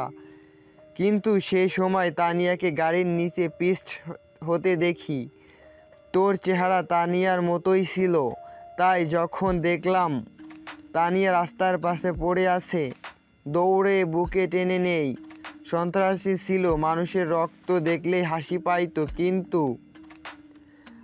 কিন্তু যখন নিজের বোনটার রক্ত আমার শার্ট ভিজে যাচ্ছিল, তখন বুঝেছি আপন মানুষের রক্ত শুধু শরীর থেকেই ঝরে পড়ে না, আপন মানুষটির কলিজা থেকেও ঝরে। তোকে আর তানিয়াকে পেয়ে অন্ধকার রাস্তা থেকে সরে আসি। তারপর রাজের বাবার প্ল্যান অনুযায়ী তানিয়ার লাশটাকে কথা বানিয়ে রাজের বাড়িতে পাঠাই, আর রিচি পায় তার মাকে। রিচির বাবা রফিক ভাইয়ের সাথে সব প্ল্যান করি, কিন্তু এজন্য যে রাজ আজকে মৃত্যুর মুখোমুখি হবে তা জানলে কখনোই এতটা মিথ্যার আশ্রয় নিতাম না। হঠাৎ রাইসা দৌড়ে এসে কথাকে জড়িয়ে ধরে বলল, মম চলো না বাবাইয়ের কাছে, আমার সাথে বাবাই কথা বলবে। তোমাদের সবার সাথে রাগ করে থাকলেও আমার সাথে বাবাই রাগ করে থাকতে পারবে না। বাবাই জানে আমার সাথে অভিমান করলে তাকে কান ধরে উঠবস করতে হবে। কথাকে কিছু বলতে দেওয়ার আগেই রাইসা কথাকে জোর করে গাড়িতে তুলে নিয়ে গাড়ি চালাতে বলল। কথা রাইসাকে নিয়ে হসপিটালে আসতেই রাজের বাবার সাথে দেখা হয়। মারে, কেমন আছিস? বাবা, আমি সত্যি অনেক বড় অপরাধী হয়ে গেলাম। নিজের স্বামীকে কোনো স্ত্রী এতটা কষ্ট দিত না। বাবা, সত্যি রাজকে ছাড়া বাঁচবো না। অন্যদিকে রাইসা তার বাবার রুমে গিয়ে বলতে লাগলো, ও বাবাই, বাবাই কেমন আছো তুমি? কথা বলবে না আমার সাথে বাবাই? জানো বাবাই, তোমাকে মম কষ্ট দিয়েছে বলে মমের সাথে আরই করে দিয়েছি। ঠিক করেছি না বাবাই? বাবাই, তুমি আমাকে বুকে নেবে না? আমাকে জড়িয়ে ধরে আম্মু ডাকবে না? হঠাৎ একটা নার্স এসে বলল, মামুনি, এখানে কথা বলা যাবে না। আপনি চুপ করেন তো, দেখছেন না আমি আমার বাবাইয়ের সাথে কথা বলছি? কথা বলবেন না, বাবাই রাগ করবে। ও বাবাই, তুমি জানো মা তোমার জন্য কত কান্না করে? তোমাকে আমি ছোট্টবেলা থেকে দেখছি মায়ের সাথে একটি ছবিতে। বাবাই, স্কুলের সব মেয়েরা তার বাবাইয়ের সাথে ঘুরে বেড়ায়, তাদের বাবাই চকলেট আইসক্রিম কিনে দেয়। আমি এসব কিছুই চাই না। তুমি কথা বলো বাবাই, তাহলেই হবে। কথা বলছো না কেন? দেখছো না তোমার রাইসা কাঁদছে? প্লিজ বাবা, কথা বলো। আর চুপ করে থেকো না, আমাকে বুকে নাও। তোমার বুকে যেতে খুব খুব ইচ্ছা করছে। ও বাবাই, এত অভিমান কিসের তোমার? মা কাঁদছে বাবাই। বাবা, মা তোমার জন্য রাতে কান্না করে, আমাকে বুকে নিয়ে তোমার নাম বলে ঘুমের ঘোরেও কান্না করে। তুমি দেখো দাদু ভাই কাঁদছে, কথা বলো না আমার সাথে। আমি কিছু খাইনি, তুমি খাইয়ে দেবে বলে আমায়। তুমি খাইয়ে না দিলে আমি খাবো না। ও বাবাই, কথা বলছো না কেন? আমার খুব কষ্ট হচ্ছে বাবাই, আমার বুকের মাঝে ব্যথা করছে বাবাই। কথাগুলো বলছে আর কাছে। এদিকে রাইসার কান্না দেখে সবাই কাঁদছে। কথার কাছে মনে হচ্ছে তার কলিজাটা ফেটে যাচ্ছে। কিছুক্ষণ পর রাজ কেমন জানি করতে লাগলো।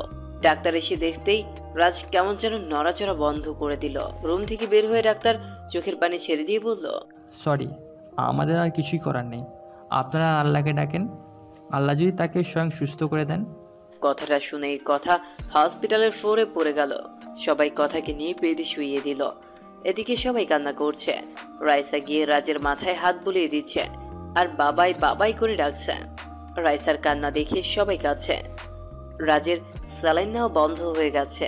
হঠাৎ ডাক্তার এসে রাজের মুখ থেকে অক্সিজেন মাস্ক খুলে দিল, স্যালাইনটাও খুলে দিয়ে বলল, রাজ আর কোনো দিন ফিরবে না। যা ভেবেছিলাম তাই হলো। কথা ভাবতে পারছে না রাজ মারা গেছে। সবাই কান্না করছে, কথা নিস্তব্ধ হয়ে গেছে। রাইসা কাঁদছে আর বলছে, বাবাই কথা বলো বাবাই, কথা বলবে না আমার সাথে? বাবাই, তুমি আর আমাকে পাপ্পি দেবে না? আমার না খুব কষ্ট হচ্ছে বাবাই। আল্লাহ কি পিচ্ছি বলে আমার চোখের পানি দেখে না? ও আল্লাহ, তুমি তো বলেছ ছোট বাচ্চারা নিষ্পাপ হয়, তাদের কোনো পাপ থাকে না, তাদের কথা অগ্রাহ্য করতে পারো না। ও আল্লাহ, দেখো আমি কাঁদছি, তুমি আমার বাবাইকে বলো আমার সাথে কথা বলতে। তুমি কথা বলতে বললে বাবাই আর চুপ করে থাকতে পারবে না। দেখো তো, বাবাই আমার সাথে অভিমান করেছে, আমাকে কোলে নেয় না, আদর করে না। আমার কষ্ট হয় না বুঝি? বাবাই, ও বাবাই কথা বলো। মা, মা দেখো বাবাই কথা বলছে না, বাবাইকে বলো কথা বলতে। এদিকে সবাই রাজের জানাজা করে কবরে নিয়ে যাচ্ছে। কথা বাকরুদ্ধ হয়ে গেছে। ফ্যালফেল করে তাকিয়ে আছে রাজের চলে যাওয়ার দিকে। কলিজাটা ফেটে যাচ্ছে। আজ একটা ভুলের জন্য রাজ সারা জীবনের জন্য হারিয়ে গেল কথার জীবন থেকে। মম, বাবাইকে কোথায় নিয়ে যায়? বলো না মা, বাবাইকে সবাই কোথায় নিয়ে যায়? বাবাই কি রাগ করেছে তাই নিয়ে যাচ্ছে? বাবাই আবার কখন আসবে মা? বলো না মা, আমার বাবাইকে সবাই কোথায় নিয়ে যায়? রাইসার কথা শুনে কথার কষ্টে বুকটা ফেটে যাচ্ছে, নিঃশ্বাস নিতে কষ্ট হচ্ছে। রাইসাকে বুকের সাথে শক্ত করে জড়িয়ে ধরেছে কথা। রাইসাকে কি বলবে, সেও উত্তর যে কথার কাছে নেই। এদিকে রাজকে কবরে নামালে কথা আর থাকতে পারে না, দৌড়ে চলে যায় কবরের কাছে, গিয়ে বলতে লাগে, আমি আমার স্বামীকে কোথাও যেতে দিব না, তোমরা কেউ আমার স্বামীকে দূরে সরিয়ে দিও না। এদিকে কথার চিল্লানি শুনে রাজের বাবা কথাকে গিয়ে বলে, কি হয়েছে মা, তুই কাঁদছিস কেন? বাবা রাজকে কবর দিয়ে দিচ্ছে, রাজকে প্লিজ কবর দিতে দিয়েন না, ওকে ছাড়া আমি বাঁচবো না। বাবা সত্যি ওকে ছাড়া আমি মরে যাব। মারে, তুই দুঃস্বপ্ন দেখছিস, রাজ বেঁচে আছে। ডাক্তার আল্লাহকে ডাকতে বলল। আমি জানি তুই রাজকে অনেক ভালোবাসিস, এত কষ্ট দেওয়ার পরও তুই ওকে ভালোবাসা গিয়েছিস। বাবা রাজ কোথায়? রাজের ডেট। কথা দৌড়ে রাজের বেডে গিয়ে দেখে রাইসা রাজের বুকে শুয়ে আছে, মুখে অক্সিজেন মাস্ক লাগানো, শরীরে স্যালাইন যাচ্ছে। কথা রাজের কপালে চুমু দিয়ে রাজের পা ধরে কাঁদতে লাগলো। প্লিজ ম্যাডাম, এভাবে কানবেন না, পেশেন্টের সমস্যা হবে, পারলে আল্লাহকে ডাকুন। ঘড়ির দিকে তাকিয়ে দেখে রাত 1টা বাজে। কথা 2 রাকাত নফল নামাজ শেষ করে মনোজাত দুটি হাত উত্তোলন করে বলতে লাগলো, হে পরম করুণাময় আল্লাহ তাআলা রহিম রহমান, এই শেষ রাতে পৃথিবীর সকল মানুষ যখন ঘুমন্ত, এমন সময় তোমার পবিত্র দরবারে দুটি হাত তুলে ধরেছি। ছোটকালেই মা বাবাকে হারিয়েছি, বাবার স্নেহ কি জিনিস কখনো তা পাইনি মায়ের ভালোবাসা, একমাত্র অবলম্বন স্বামী।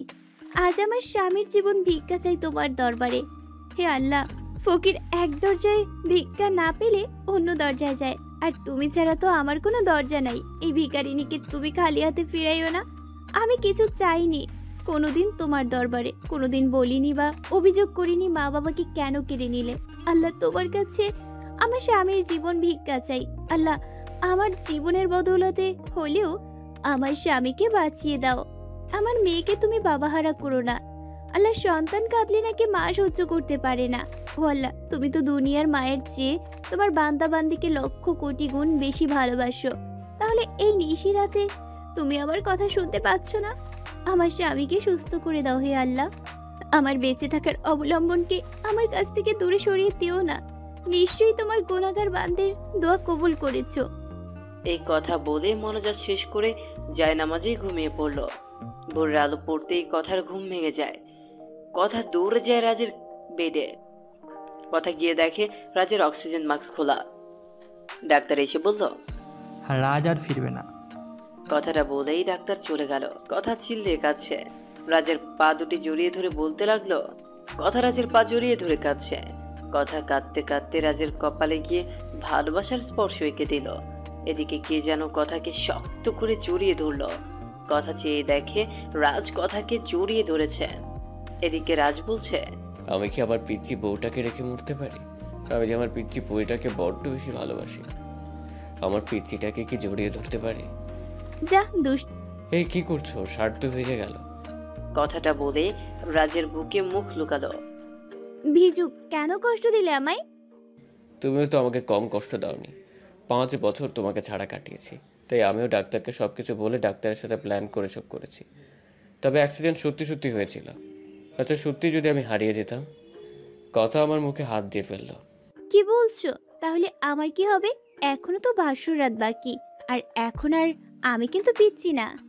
আমি হেসে দিয়ে কথাগুলো জড়িয়ে ধরলাম। হঠাৎ রাইসা এসে বলল, বাবাই মা কি আদর করবে, আমায় করবে না? রাইসাকে কোলে নিয়ে দুজনেই হেসে দিলাম।